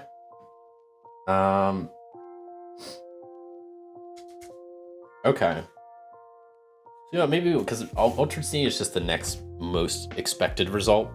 So we were just planning on just getting up and leaving. I think someone, because what I was expecting that one thing that could happen is someone that comes from the town and knows we're protecting the noble that was on their way here. That maybe they need some help with the town, either with bandits or something else. Who knows? This town isn't very big either. I mean, most of these towns are small. This village has 20 to 100 people. The main institutions are just an inn, a militia, and a forester. And that's it. Not a flock forester, but it is a forester. Yeah, the problem with the village is bandits. I have a feeling if that's... So we'll say someone comes up to us and needs help. That's the scene alteration as we're leaving the tavern. Let's see, is it the leader of the town? I think very likely. If it's someone asking us to help around the town, it's probably the leader of the town. No. Okay. That's why I like Mythic. Is it the bar owner? A tavern owner? No. I guess it's just some random person. Is it someone... So I guess we have two other institutions kind of in the town. So is it someone related to the militia in town? I'm just gonna go likely for all these because I don't know. Exceptional, no. Okay. Give me something. Is it something related to the forester? I'm gonna go very likely since this is the last option and Mythic keeps shooting out down my ideas. No. Okay. Is it just like a citizen? I'm gonna go with near certain because I don't know what else it could be. Yes, it's just a citizen of the town. Okay. There's a lot of questions just to get to that, but we got there. We got there. So let me real quick, I'll do a kin roll and then we'll do a roll. So it's a goblin. It's the villager, and we can roll on the kin name to get a goblin name. And Andress. Okay. So as we're leaving the tavern, a goblin comes up to us asking for help around the town with something. Now what is that something? That's a very good question. Is it the bandits? Because that seems like the problem with the town. I'm gonna go with very likely. I think it's probably the bandits. Obviously, who knows? It could be something else. Is the bandits what they need help with? Yes. Okay. Okay, now I wonder, can I get more specific? Like, okay, they're having a problem with the bandits. Like, what specifically? Like, are the bandits, what do they want us to do? I guess that's my question. It's like, what are we supposed to do? Maybe I'll do an actions and see if that helps. All right, maybe I don't know how helpful that's gonna be. Deny riches. Okay, well that works really well. Mythic just works way too well sometimes. It's kind of scary. So bandits, this guy's coming. He's saying, hey, you need to help me with these bandits to deny them riches. So I think these bandits are just robbing this guy.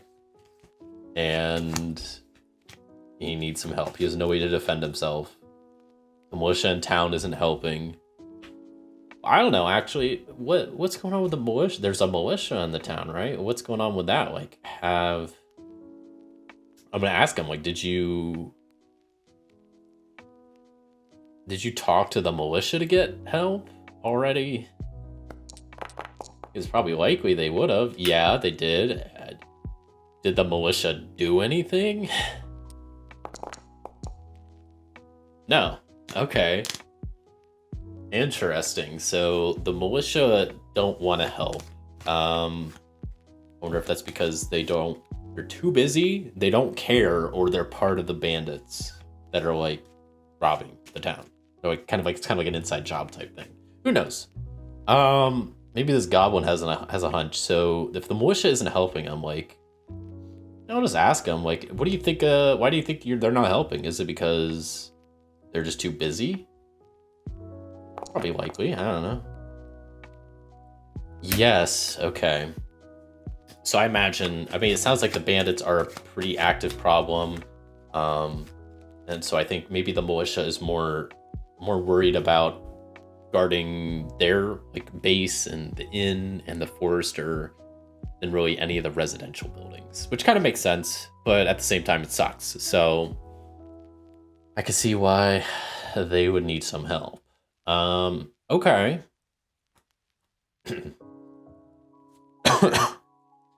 So what could we do? I mean, we could just kind of,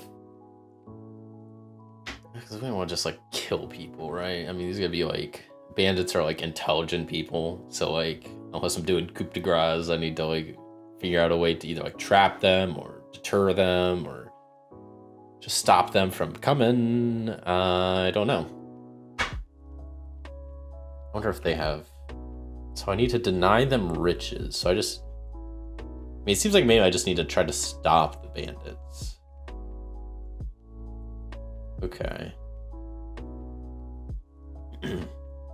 Okay, well, that's a quest. We got a quest. I mean, we already kind of had a quest, but like the legend is going to be kind of like a background thing. Like we'll be working on that, but more important stuff like this is going to be probably popping up. So, you know, that's a legend. That tower has probably been there with all that gold for a while.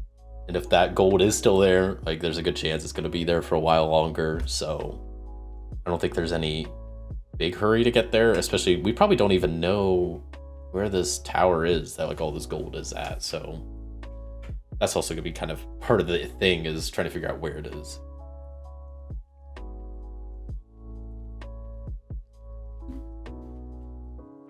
Okay, cool. So help Andros. On my camera looks out of focus.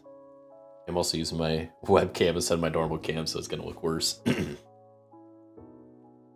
Help Andros defend. Whoa. Against bandits.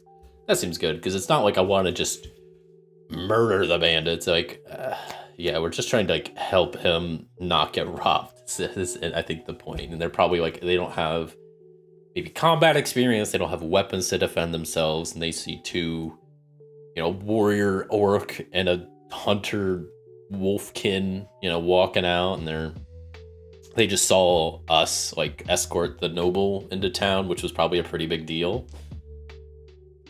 Just real quick, let's start adding some more people. So let's get a roll to see what this noble that we were escorting. Okay, so they were a Elder. Oh, I don't know. It's a type of human. But then I'm gonna reroll because there's no like option for that. A Sleen. Okay, that's another type of human, but that I actually have a table for, so we'll go with this one.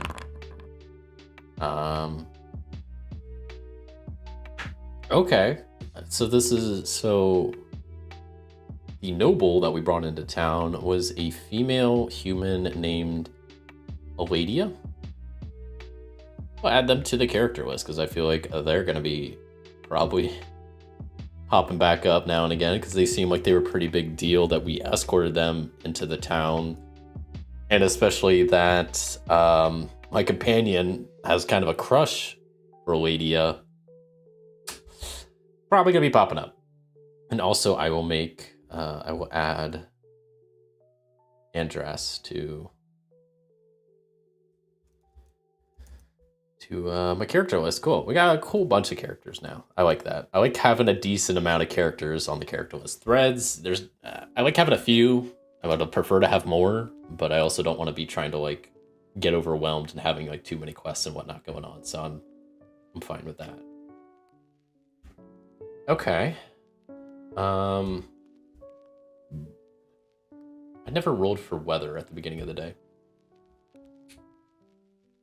Where even is that?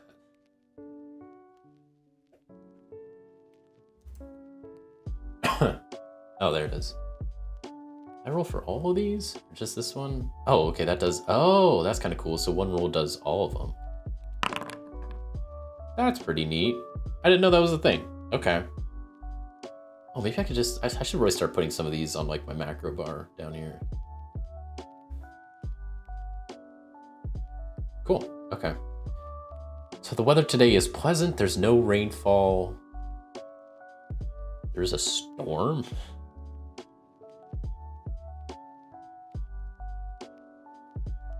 It says, so for the storm, make camp -2, and for a quarter day, all players must succeed with an endurance to keep moving. We're not even hiking anywhere, so we're chilling. We'll probably be staying in town all day. So I'm gonna ask Andres. I mean, I assume these bandits are coming at night, correct? We'll go with nearly certain. I assume they're coming at night. So like, yes, okay. Cool. Because it's only 6 a.m. now, so that means we have pretty much like the whole day to well, we have like a half the day essentially to just dick around town and do whatever. And there is a river nearby. I think one of us has like a fishing pole, so maybe we can, do a bit of fishing or whatnot. That could be kind of fun. What are the other actions we can do? So if I go to squad, what's kind of cool is there's this whole little travel page. None of us are here. Oh. Wait, did I not add us here? I thought I did. Maybe it didn't save. I was gonna say, there we go. So here's like all the main actions you can do. So I guess maybe one of us can forage and one of us could fish. Wouldn't mind that. Not much else we can really make camp, but like we're staying at the inn, so we don't need to worry about like making camp or anything. So yeah, let's I don't know. Just kind of kill the day in Winter Falls, I guess. I mean, either we hang here and just hunt and like forage and fish, or I could start exploring the area around and seeing what's what. But I don't want to wander too far. I want to kind of complete this quest and then maybe we start wandering around a little bit. So yeah. Let's do that. So first, I'm gonna have Yaksha. We're gonna have them forge. Actually, I'll go back to the squad. Yaksha is gonna forge, and this is pretty cool. Watch this. I can do that and drag that, and then if I just click this, it just fills in everything, which is pretty cool. A small tent gives me +2 to foraging. Wait, what? Really? Let me see this. Hold on. This is just grants a bonus of +2 making camp.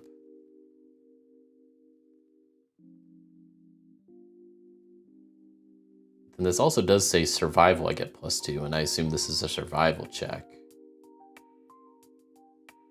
But I think that's just for making camp, so I don't think a tent would help me forge. But the other thing is, let me see, I gotta open up this. So in journeys, these are all the different, I guess I never even talked about this earlier on, whatever the rules. I knew I was forgetting some stuff. Yeah, they kind of all the different actions you can do. Oops. A lot of them are pretty self-explanatory. You can hike, you can lead the way, keep, watch, forage, hunt, fish, make camp, rest, sleep, and explore. So we're doing forage, and it's, so you get a, depending on season, you get a forage. So we're foraging in spring, so we're gonna have a -1. But then also we're in a plains. I think we're in a plains. Yeah. So we're gonna have a -2 for foraging. Yikes.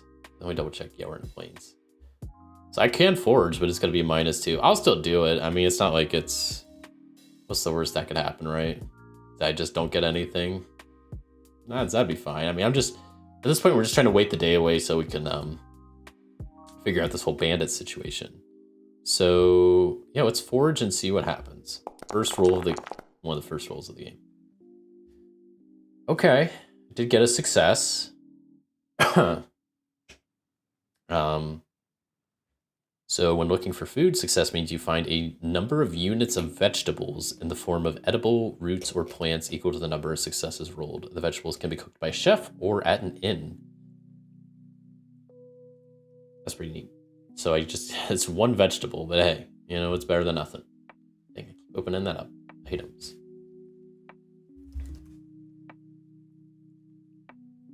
Put that in my backpack. Cool. I'm almost over encumbered too. Maybe I'll have to throw some stuff on my horse or something. Awesome. Okay, so that's what Yaksha was doing this first quarter of the day. He was doing some foraging and didn't find much, but did find some stuff, so that's good. And let's see, Nanya,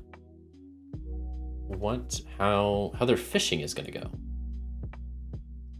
So I guess they're also going to, I'm gonna grab because they have a fishing pole on their horse. So I'll transfer that back. Do not have they cannot carry like anything. This sucks. I think if I get a backpack that helps the carrying capacity, I believe. Maybe that's what I should do, but for now it's not the worst. Okay, so let's see how this fishing roll goes, because now I have a fishing pole that should help. And let me pull up the little sheet that talks about fishing.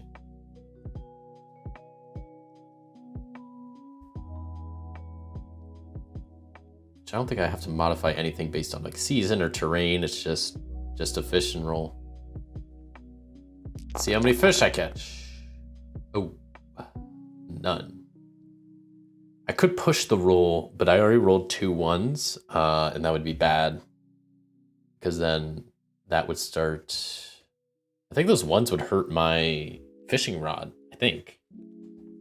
And then it would like break. I don't want that. So Nanya is fishing and not finding much, which sucks, but it is what it is. And that was the first chunk of the day. That brings us to noon. So that's how we kind of spent our early morning, is doing a bit of foraging and a bit of fishing.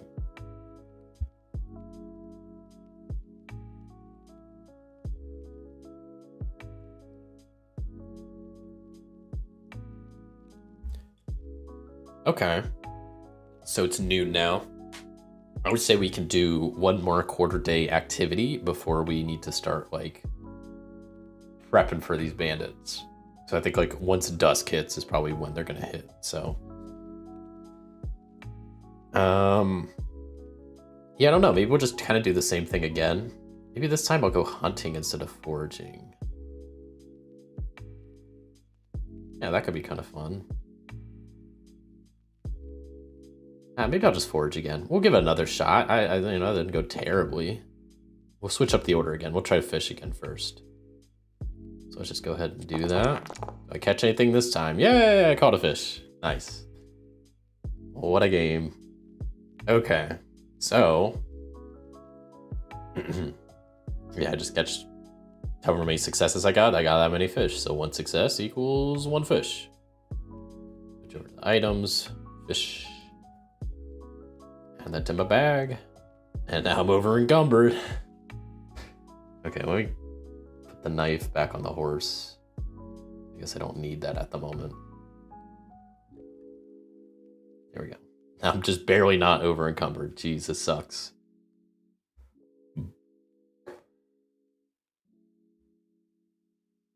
Okay.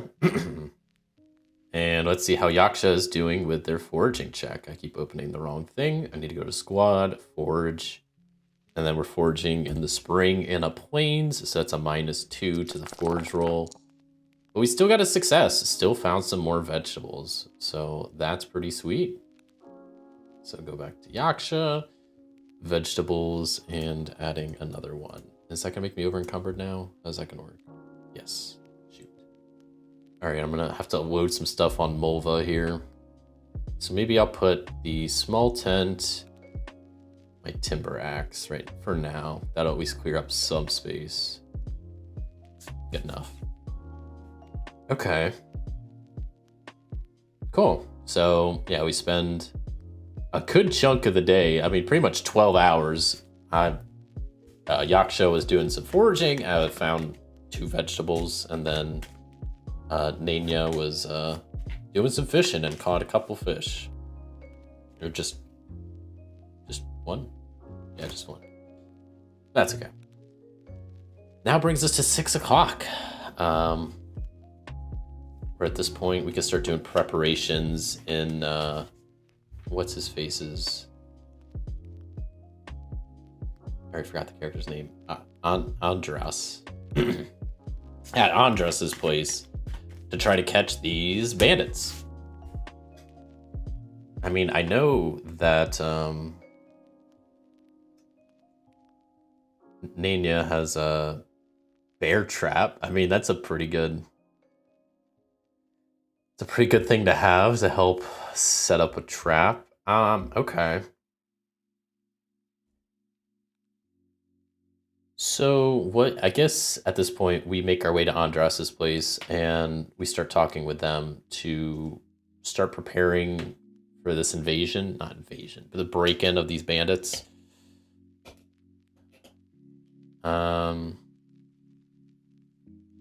So I want to ask a couple questions to kind of figure out a little bit more of what's going on here. So are these bandits like just stealing stuff outside? Are they breaking in? So let's see, like, are they actually breaking into this guy's house? I think it's likely, but I don't know for sure. Or if maybe they haven't gotten to that point yet. No. But I think that's what he's worried about, is they've been stealing stuff outside, and that once they run out of stuff, they're going to try to break inside. Have other people's houses been actually like broken into? I'm gonna say that's nearly certain. That would make sense why. Yeah, we'll say exceptional. Yes, is probably his like neighbor house. His neighbor's house got broken into last night, so that's probably why he's really worried, thinking he's the next target for these bandits. They're just like working their way down the village, house by house, breaking in. Okay. Well,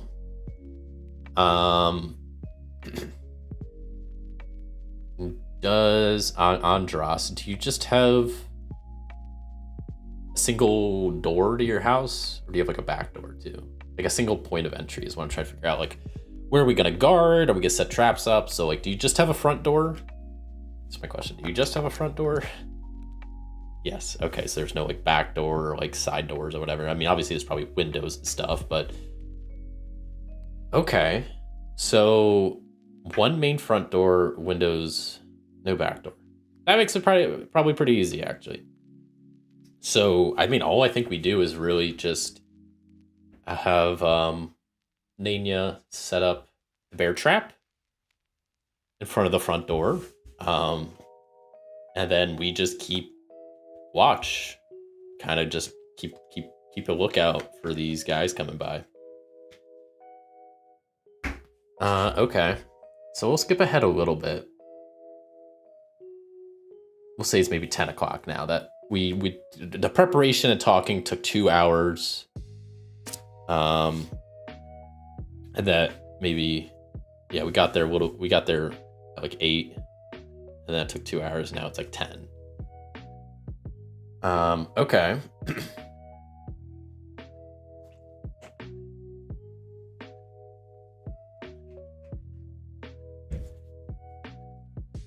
Well, what happens?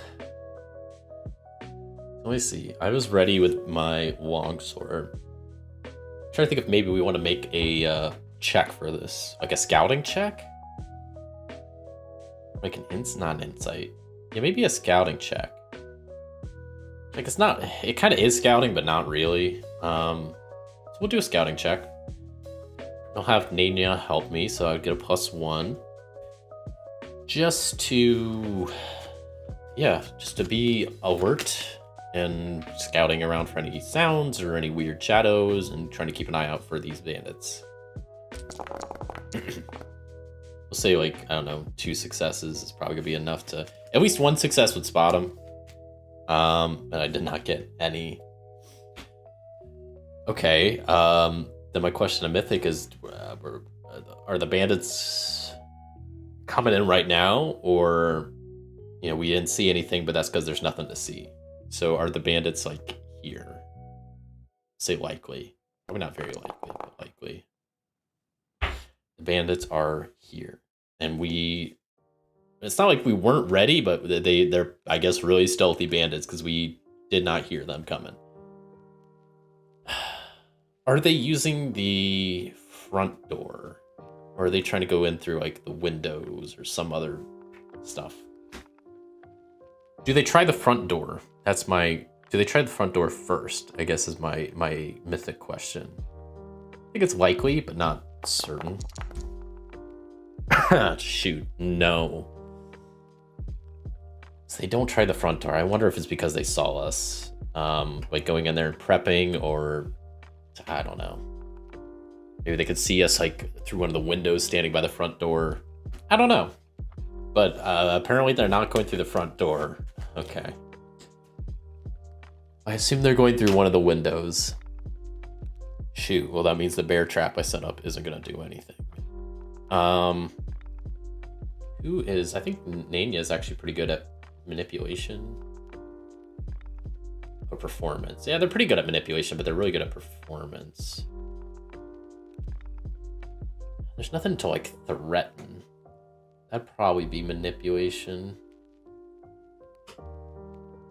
Or maybe performance. I don't know. Let me see if there's like a huge specified difference between those. Talk about skills in depth anywhere. Oh, here we go. Let me see real fast to see if there is like a huge difference between those two. Because I don't know. I could see it being either way. There are many methods to pursue. Make an opposed roll. Your manipulation against the adversary's insight.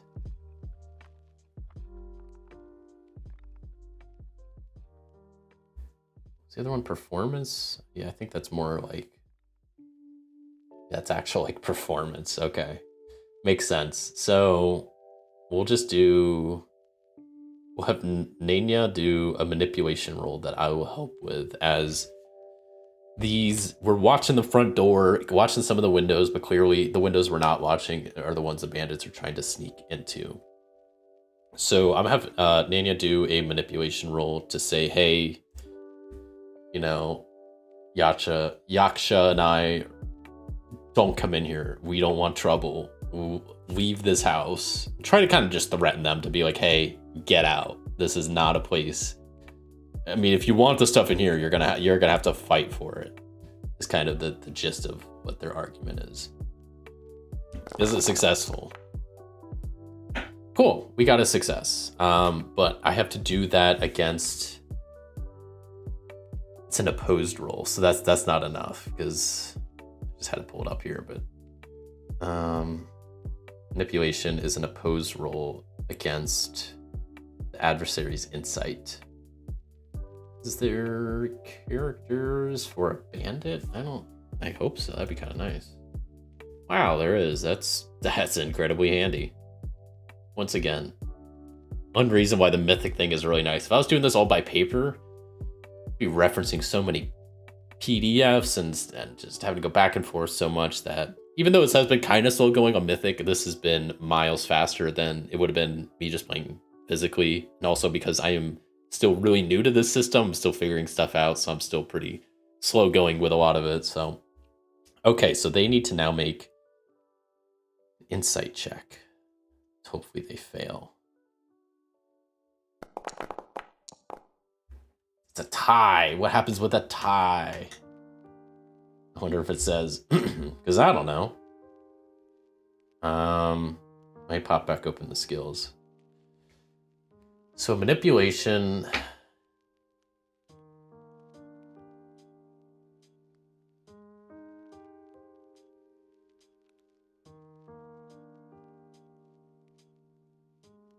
I might need to check opposed rolls to see what it says about ties.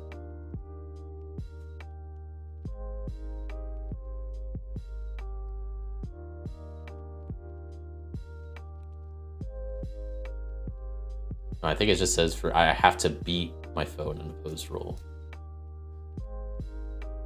You know what? Maybe I guess I'll push my roll. I don't know if I don't know what the order I should be doing this in, but I think I kind of have to if I want to succeed here. Well, the roll was pushed and I didn't get any more successes, so it looks like this bandit is persistent, and I think we're gonna have to do some combat. That's not what I wanted it to come to, but always resorts to violence, don't they?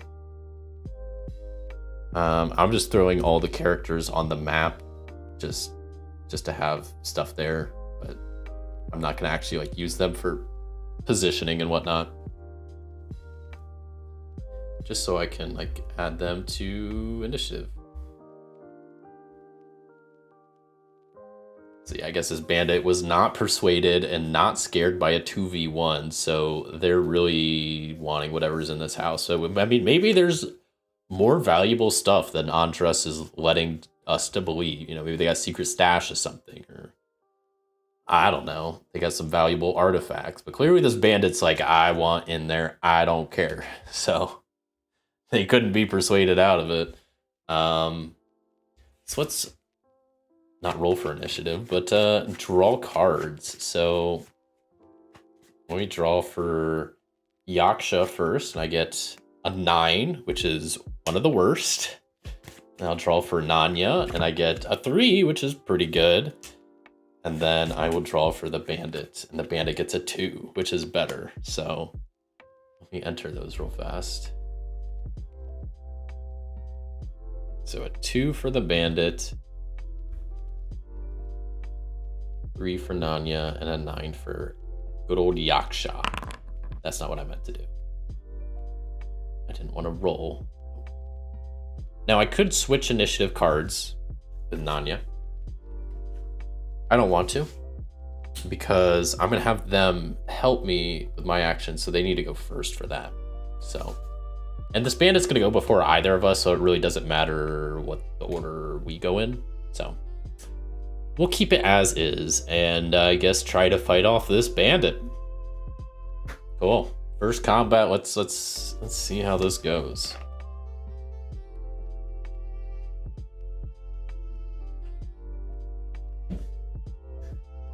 So the bandit's up first. I imagine since Yaksha is kind of the fighter here, they're probably more in the front, trying to block the bandit from coming in through the window. So I imagine we're pretty much near each other. So I think the bandit, as its fast action, is going to try to run towards Yaksha, and do some damage. I don't even know what their gear is. Let me see what they got here. So they have lots of stuff. A leather armor.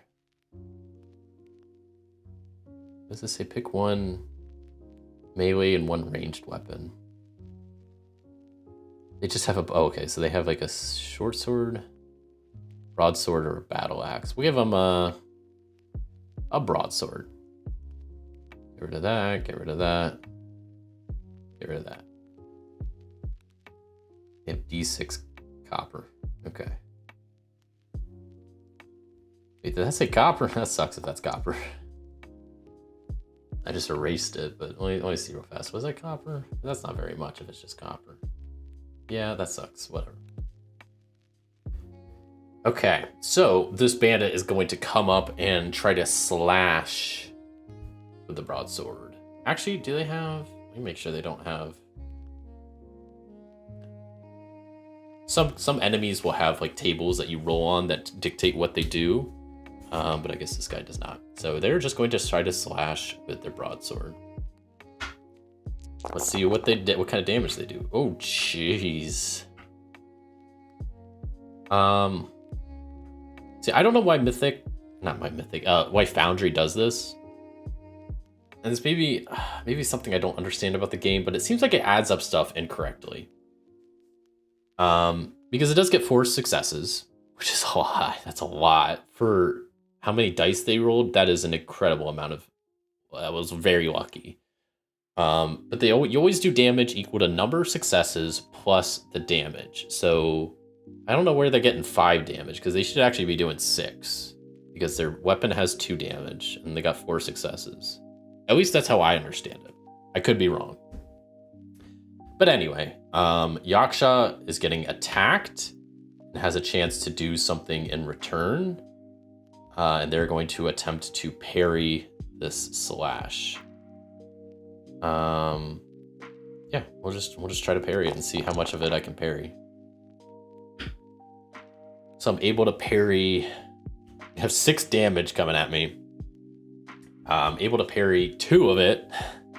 So there's still 4 damage coming at me. Now I can still see if my armor can absorb some of it, but I think I'm taking some damage regardless. Maybe I should push my parry, but whatever. Okay, so 3. So I'm taking 3 damage. That's bad, because that's all to my strength, which I need. Not good. Not a good first round. It's now Nanya's turn. And as their slow action, they're going to help Yaksha slash at this bandit. And then as their fast action, they're going to attempt to shove this bandit. So let's see if they're successful with that. It does not look like they are. I'm going to go ahead and push that roll. Unsuccessful push. That sucks. But all right, that was Nanya's turn. Just trying to shove this bandit to the ground. Didn't work, so whatever. Now it's Yaksha's turn. I already parried, so that was my fast action. I guess I could parry also with my shield. Would that have been better? It might have been. I think it was about the same regardless. Okay, let me try to attack my longsword. Do I not get any? What are my bonuses? Oh yeah, I should have also. I was supposed to get lucky as my talent. That was like a thing I was supposed to do earlier. I was supposed to swap out one of my general talents for lucky. Okay, there we go. Not that it really matters at the moment, but it might soon. So let me go ahead and do a longsword attack. And since Nanya is helping me, +1. How did they get so many 6s and I got 0? This game's bad. I'm joking. Now it's good. I just had to talk shit, and now it's like nice work. So once again, I don't know why Mythic is. I'm gonna keep calling it Mythic. Foundry is not adding this up correctly. Because it's 3 successes plus my 2 damage. It should be 5 damage that I'm doing. And the bandit already ran, so they don't have a fast action this round, so they can't parry. So all they can do is do an armor roll to try to absorb some of this. And they absorbed none of it. So I'm doing 5 damage to them. I think that's just gonna kill them. But I think, do I need to do a coup de grace? I think I do. This is gonna kill him.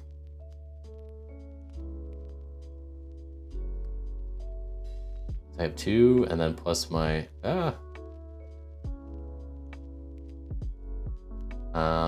sorry, 2 plus my, yeah, I had 3 successes. That's 5. Let me double check how the coup de grace works. Pull that up real fast. Some damage. Coup de grace.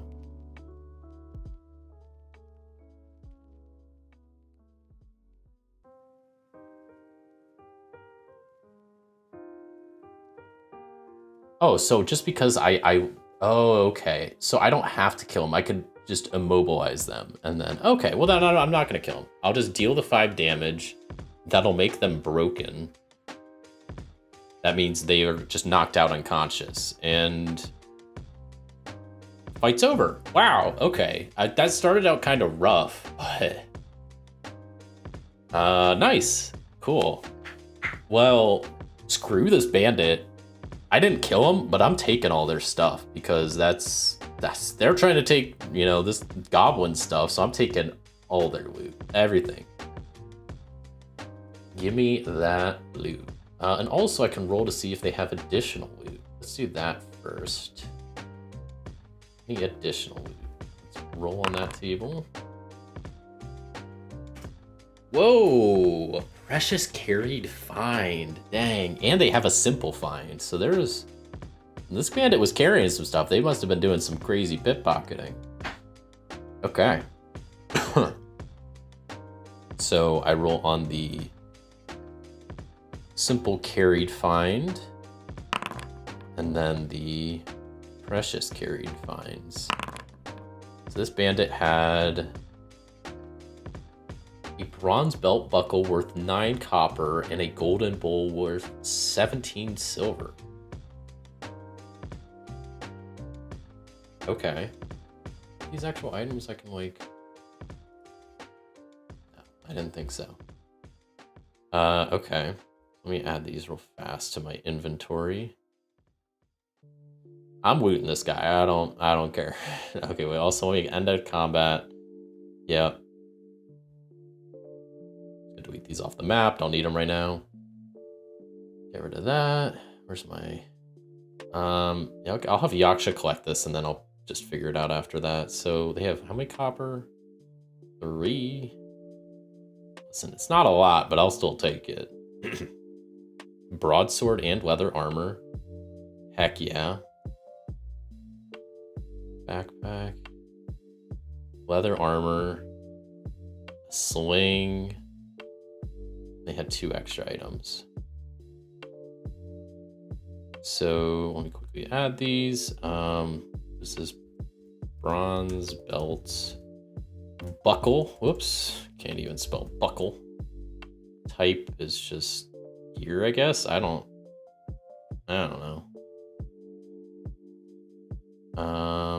And the main things to note is, where's the weight? This is a light. It's worth 9 copper. I mean, that's the main thing.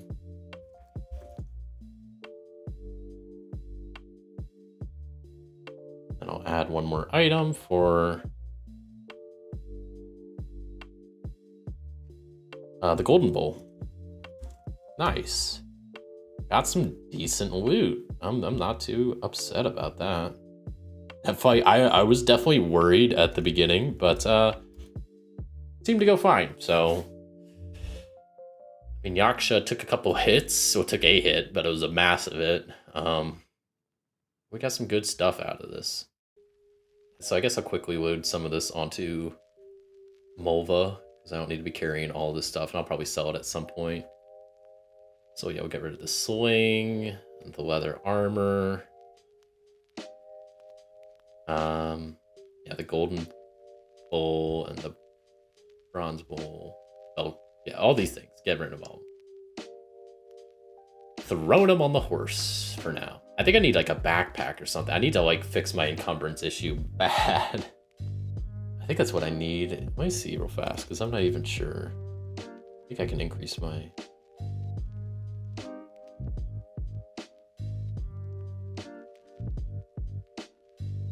Does not encumber the wear. Maybe not. I don't know. How am I supposed to increase my carrying capacity? Because this is not enough. Unless that's just how the game's supposed to work.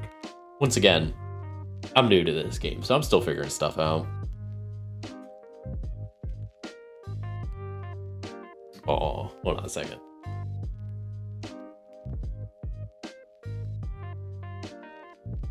Mr. Jonesy. What? Say hi. Oh, she's so good.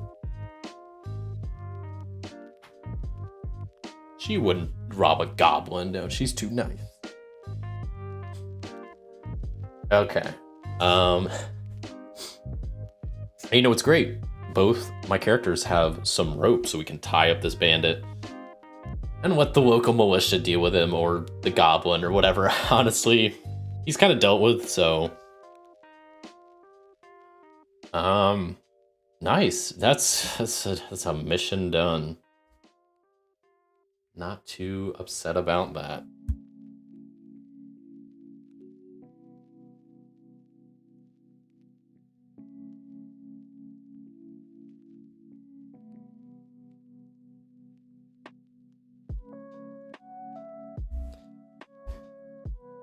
Okay.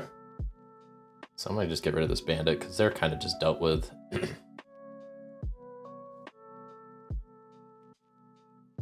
I guess I can cross that off my thread list that we've helped them. I think at this point we just head back to the inn, rest up for the night, and we'll probably start traveling some more tomorrow. So fast forward time a little bit, just for the next day.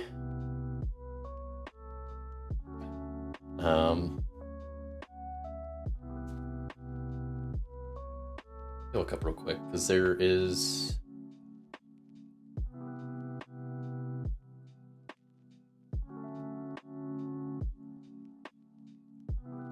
Pretty sure maybe it's not in this part. Nope. Hold on. I think it's in gear list. It's like a services area. Right here we go. Services and building.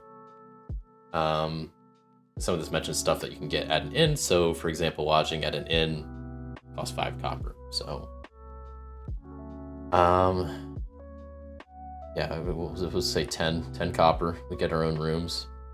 And we got the copper now. I just stole some off there, so I'm fine. Splurging a little bit, and we rest up for the night. So let me quickly figure out how to do that. So go into journeys. I don't know what the different rest and sleep. I think are just the same. I guess resting is just like not sleeping, but you're also recovering. I don't know exactly.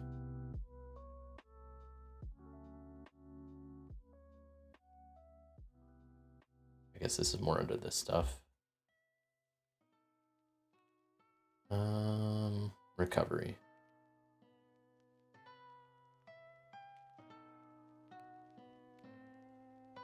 Oh, I recover all lost attribute points? I didn't realize it's all of them. Well, that's pretty nice. Oh, and did it do that? Did I already click that? What's going on? Who lost stuff? Oh, I think I was editing these tokens and not my overall tokens. So when I deleted it, the changes weren't carried over, which is fine because it would have been reset anyway. All right, so day 1 complete. We did some foraging, some fishing. We helped a goblin. We delivered a prince, a noble. I guess it was a noble gal to Winter Falls. And now I think we're gonna head north into the forest and start exploring and maybe trying to find this tower that this legend talked about that's full of lots and lots of gold. Who knows, maybe we can get gold and then use the tower for, if we clear it out, a stronghold, which would be pretty sweet. I definitely wouldn't mind doing that. So, start of a new day. We need to do all the start of new day stuff. First off, the chaos factor. I think the chaos factor is gonna go up. That was kind of... We were in control, but at the same time, like... I think it went up. Because we were prepped by the front door, they kind of caught us off guard. Yaksha got hit. We did take down the bandit, but I'm gonna say it went up. So let's see. Let's do a scene alteration for the day to see, because we're probably just going to start traveling, but we'll see if maybe something happens for that. Nope, scene proceeds normally. Cool. Then finally, under the solo rules, journey for 1. So we gotta do the XP questions. Which I kind of glossed over. They're in the base rules here. So there's all these questions that you ask, and this is how you earn experience, which is pretty cool. It's not just like killing stuff gets you experience. A lot of other stuff can get you experience. So, yeah, you just don't get experience for... One of the things is like just attending the session, but you don't get that in solo. Obviously, you travel through at least 1 hex. No. Adventure site. No. Defeat 1 or more monsters. No. Find a treasure. No. Build a function. No. Activate your friend. Okay. No. Risk your life for another PC. Not really. Extraordinary action of some kind. Yeah, I mean, taking down that bandit was pretty extraordinary. Did I activate my pride? What's my pride again? That's probably bad. I don't even know it. Did I write it down? I did. Never back away from a fight. I mean, I didn't. I didn't really like activate it. We'll say, yeah, you know what? I'll give myself 2 XP. Why not? Just making stuff up here. We'll just do that. Cool. That's done. And spending XP, how that works is you can level up your talents and you can also buy new talents. So learning a new skill costs 5 experience, or leveling it up just costs the rank you want to attain multiplied by 3. So if you're trying to get a rank 2 thing, it costs 6 XP. Let's do the weather roll. So that could do all of them for me. Nice. Pleasant, clear skies, and was that force? No, was that for the wind? So no wind. So that's great. So it seems like a great day for traveling, man.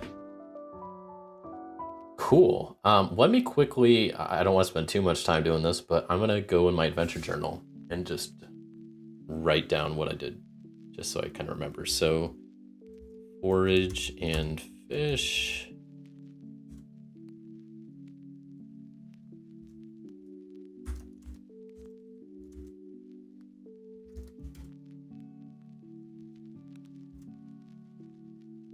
I don't even know what I'm writing here. Like just made.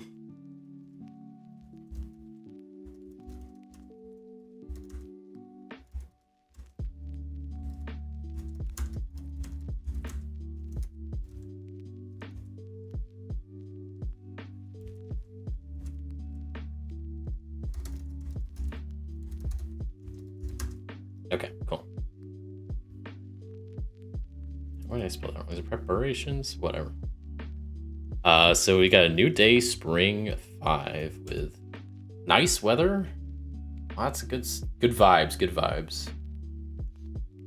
So I think we're gonna do a little bit of traveling because it's a hex crawl, right? And we've been in a 1 hex the whole game. So like, let's do a little bit of hex crawling before the end of the stream. All right. So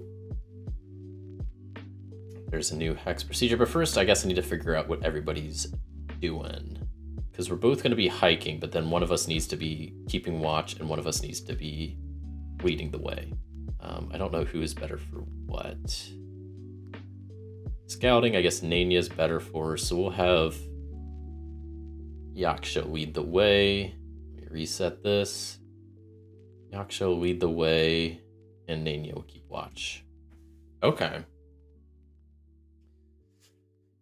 And let me pull up the journeys as we do the hike.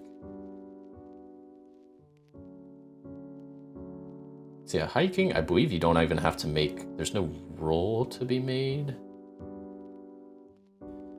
I guess we do have horses, so we can go 3 hexagons, which is kind of nice. Let me move this off to the side for a second.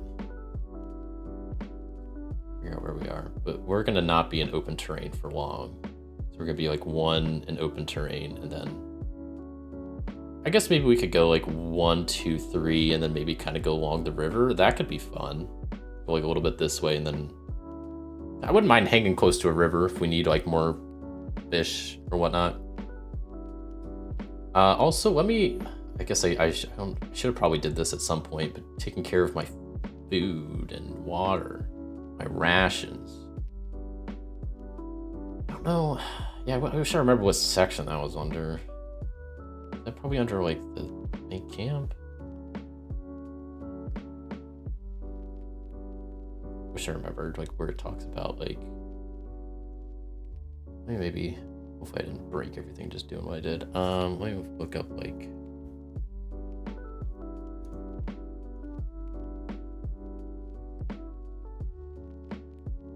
give me a hot second.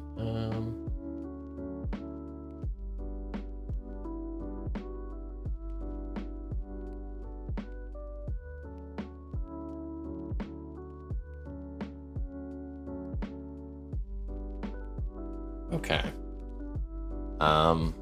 So I don't think either of us ate rations yesterday, so I think I need to retroactively do that. And I was kind of right when I said it before, but you roll the ration dice, the resource dice, and then if it's a 1 or a 2, you knock it down a dice amount. So I think both of us need to do some ration rolls. Let me do that real fast here. So we'll start with Nania. We'll do the food roll first. Don't be a 1 or a 2. We're cruising on food. How we doing on water? Doing good on water. And then we'll quickly do Yaksha. Do rolls for them. The D8. Good on food, and this is actually a D6 for water. So we're good on water. And that was for yesterday's. I probably should have did that like in the morning or something or whatever. And then when we do some rolls for today, real fast. So we'll eat breakfast before, like at the inn or something before leaving. So Yaksha is good on their supplies, and then I guess it was just 2d8. So this is the food. Okay, so food is going down for Nania, down to a d6. I'm gonna do one more d8 roll to see how their water supply is. Water's doing all right. Now I know we have fish and vegetables, and one thing you can do at an inn is get that cooked. Probably something I want. Just gotta figure out how. I've never done that before, so I look at this real fast. There's bath at an inn. Full stew, feast. I guess we could have ate food instead of dipping into our rations. I didn't think about that. Yeah, maybe I'll retroactively bump food back up and just minus a silver from each person. That might be a little bit easier. And I passed all those rolls. We'll just do for that for today's roll. As we get a nice feast of food before we leave. But yeah, let me see real fast. Where does it mention? Where can I get stuff cooked? Because I know it said you can get stuff cooked at an inn, but I don't know how that works. Or if I need to like build an inn or something. I don't know. Give me a hot second. I want to see if I can figure this out. Probably common services, right? Or if it...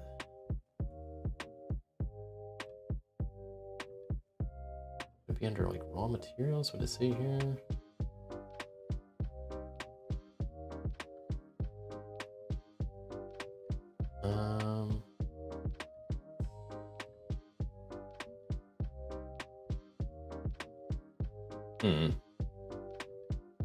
Yeah, I don't know.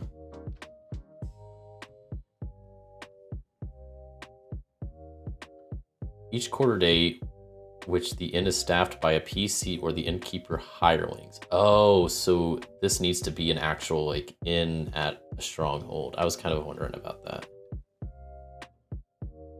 I can't get them to cook up my food at their inn. That sucks. Whatever. Okay. So we got our feast in, got a nice breakfast, and I think we're ready to just do a little bit of adventuring real fast. So we're gonna hop on our horses and be on our way. So also I will mark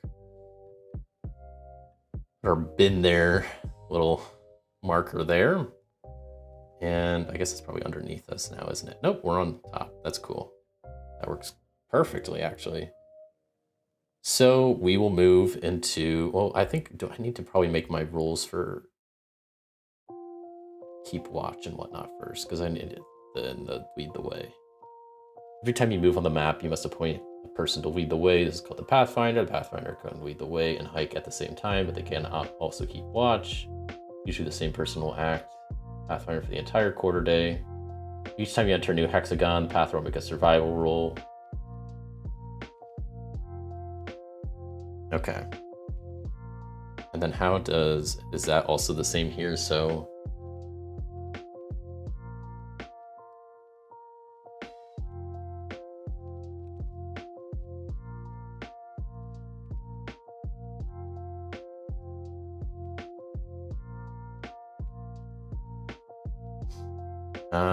yeah, I'm just trying to make sure I'm doing this right. So maybe it even specifies in the solo rules.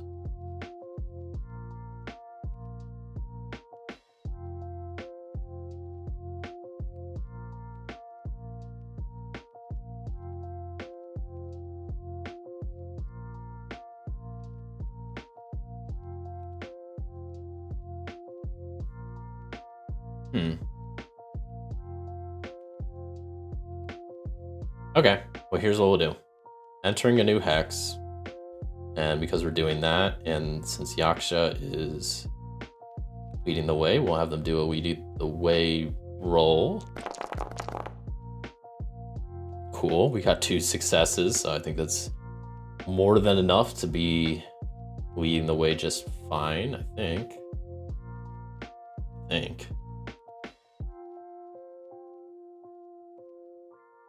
Yeah. I don't think there's any difficulty, you just have to succeed. Okay. Cool, then we do a general encounter. From the encounter types. Oh.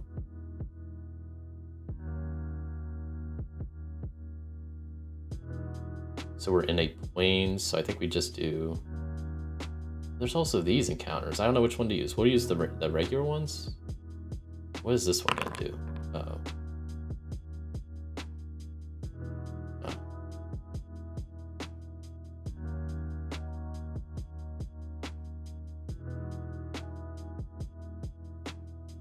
Oh, so I do now a random encounter. But see, I don't know which ones. Let me see if there's a difference between these 2 tables, because there's some for... What's going on here? Let me open this up. We'll just do a regular random encounter.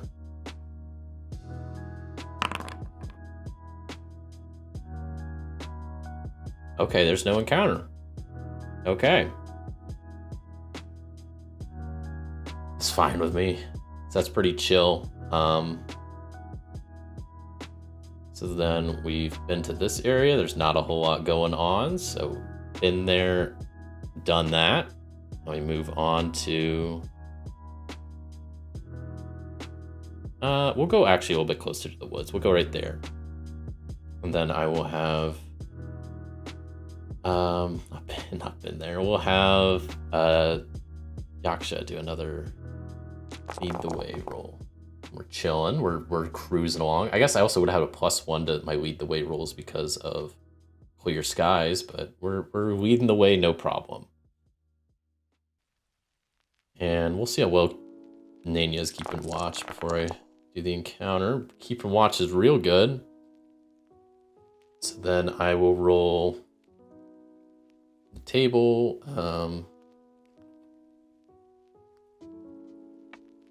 I can also roll some like wilderness details. So let me do one for the last text real quick. Whoops.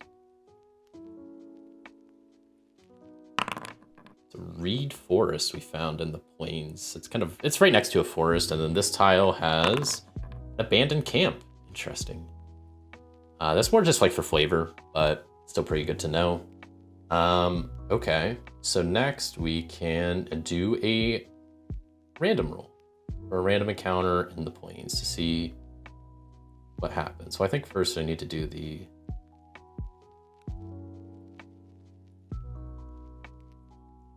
encounter type. Yes, this one. So it is just a random encounter, and then we'll do another plains.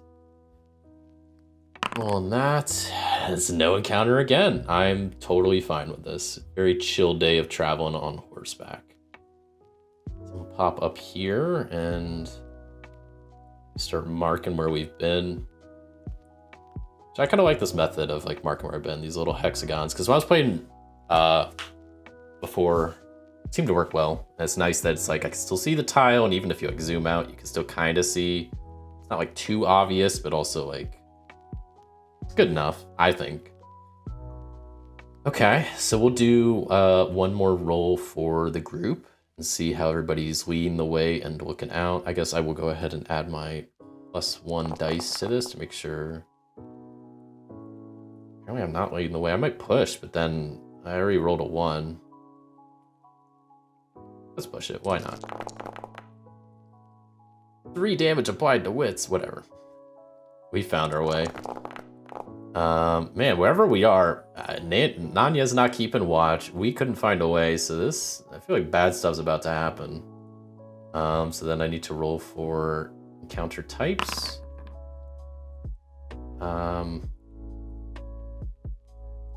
Random adventure site castle. At a table, or do I just roll up a castle? Because I do have a castle ready. But let me make sure it's not something else. There's no table for that. I guess that just assumes... I assume there's just a castle, right? Is that what that's implying? Let me, hold on. Let me triple check. Let me go down to this part.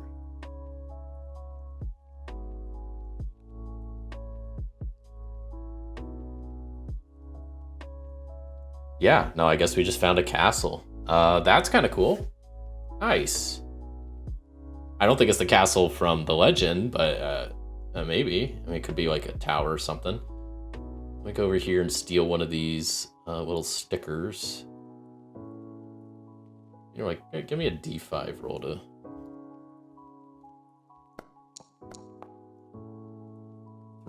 Just pick a random sticker. Plop that into the tile. It's a little big. I guess I can maybe shrink it. Oh, now it's gonna be all scaled weird. Let's see, can I shrink this a little bit?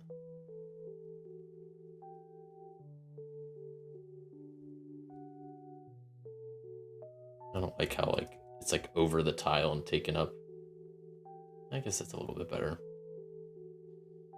Okay, so we found a castle. That's definitely something we could explore, and maybe it is part of the legends. And we go ahead and maybe mark the castle. Let me copy some text.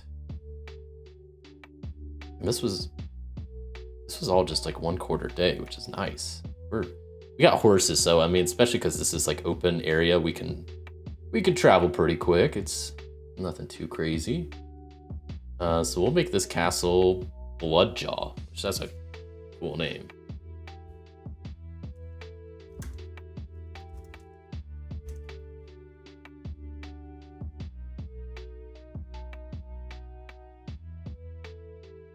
So that brings us to noon as we end our first quarter day of traveling. Didn't experience too much, you know, hit abandoned camp there, a bit of a reed forest there. Got a little lost as we made our way towards the edge of the forest and found this castle. Who knows, this could be part of the legend that we are looking after. So that could be kind of fun. But I think I'm gonna wrap it up there. So maybe next time we can figure out what's in the castle, and maybe it is part of the legend. Maybe there's lots and lots of gold, or maybe it's just a castle that we can make into a stronghold once we clear out, which could be kind of fun. Yeah, I think I'm gonna wrap it up here. It's about 9 o'clock, and I'd maybe play a bit longer because honestly, got a slow start to this, but my throat is is not doing so good. So, yeah.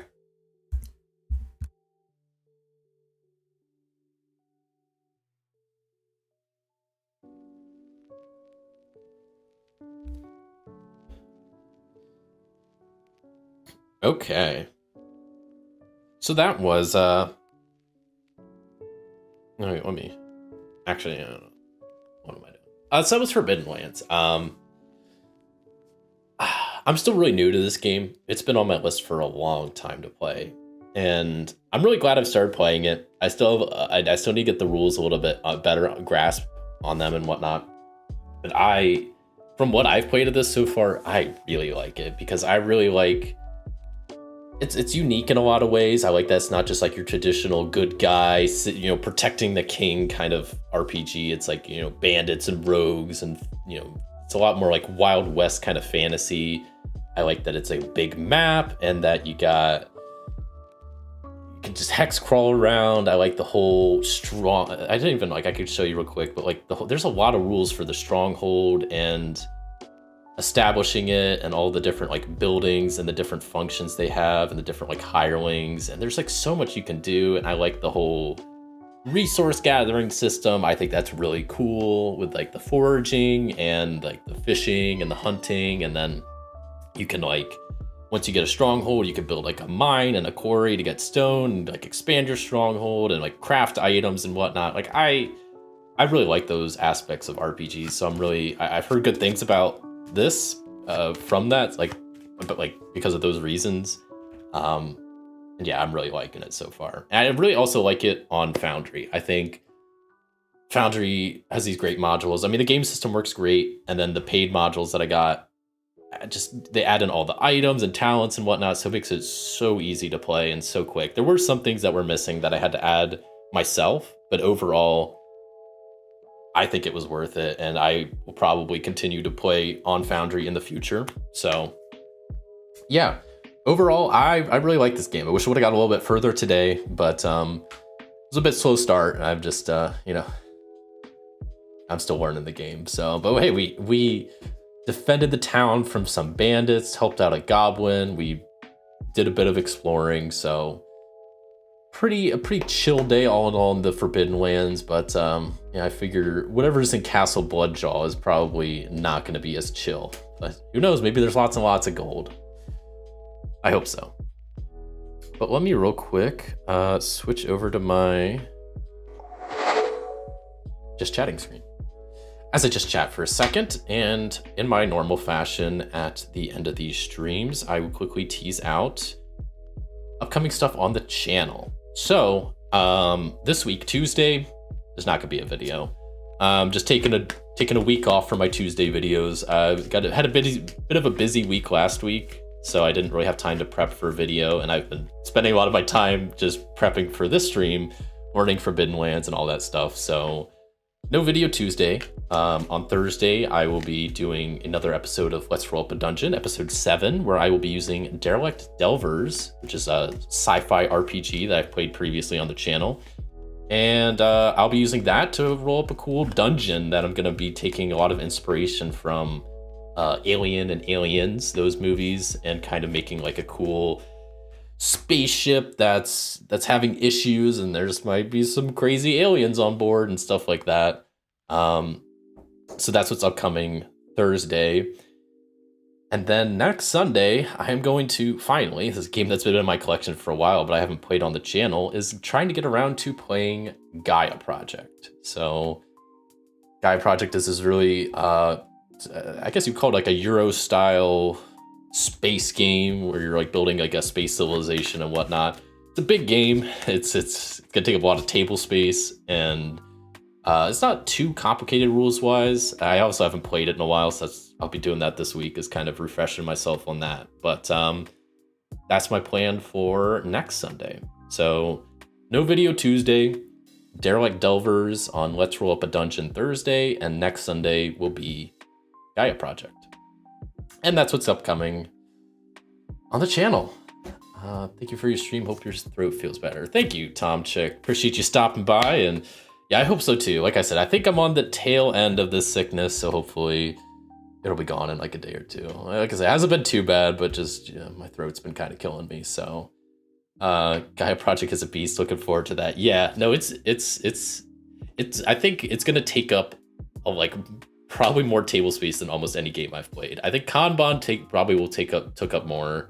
Arkham Horror takes up a lot of table space, but I was like, last time I played Gaia Project, I was like, you have so many, like the board is huge, and then you have like the the technology track, and then you have your player board, and then yeah, it's gonna be kind of a lot. They have to have like the room for the AI cards and whatnot, so it's gonna take up quite a lot of table space, but I'm looking forward to it. I really enjoy Gaia Project. It's just been a while since I played it, but I've had it in my collection for a while, and I've been trying to get through a lot of the games in my collection that I just haven't played on stream. So it's like before the end of the year, I'm trying to get through a lot of the games that I haven't got a chance to play here. So that will be my plan for next Sunday. Hope to catch Gaia Project. Curious if I'd like it myself. For sure. Yeah, no, I hopefully I'll do a decent playthrough and won't completely make a fool of myself. I'm not the best at the game, but what's nice is that there's like different like AI difficulties and whatnot. And I will shout out that I'll probably note this next Sunday, but for Gaia Project, if any of you that are interested have it, it is on Board Game Arena. I'm pretty sure you can play it solo on that. Like that's probably how I'll be practicing this upcoming week, is just playing it on Board Game Arena just to kind of refresh the rules and whatnot. So yeah, I know it's on there, and I'm pretty sure you can play it solo. I think now that I say that, it's like I'm starting to doubt myself, but I'll definitely confirm that for next week and maybe make a mention of that. But yeah, that's gonna be it for today. So thank you all so much for watching and for coming by and hanging out live. For those of you who did, I always really appreciate that. Leave a like if you enjoyed this stream and seeing me wander the Forbidden Lands. But till next time, I'll see you.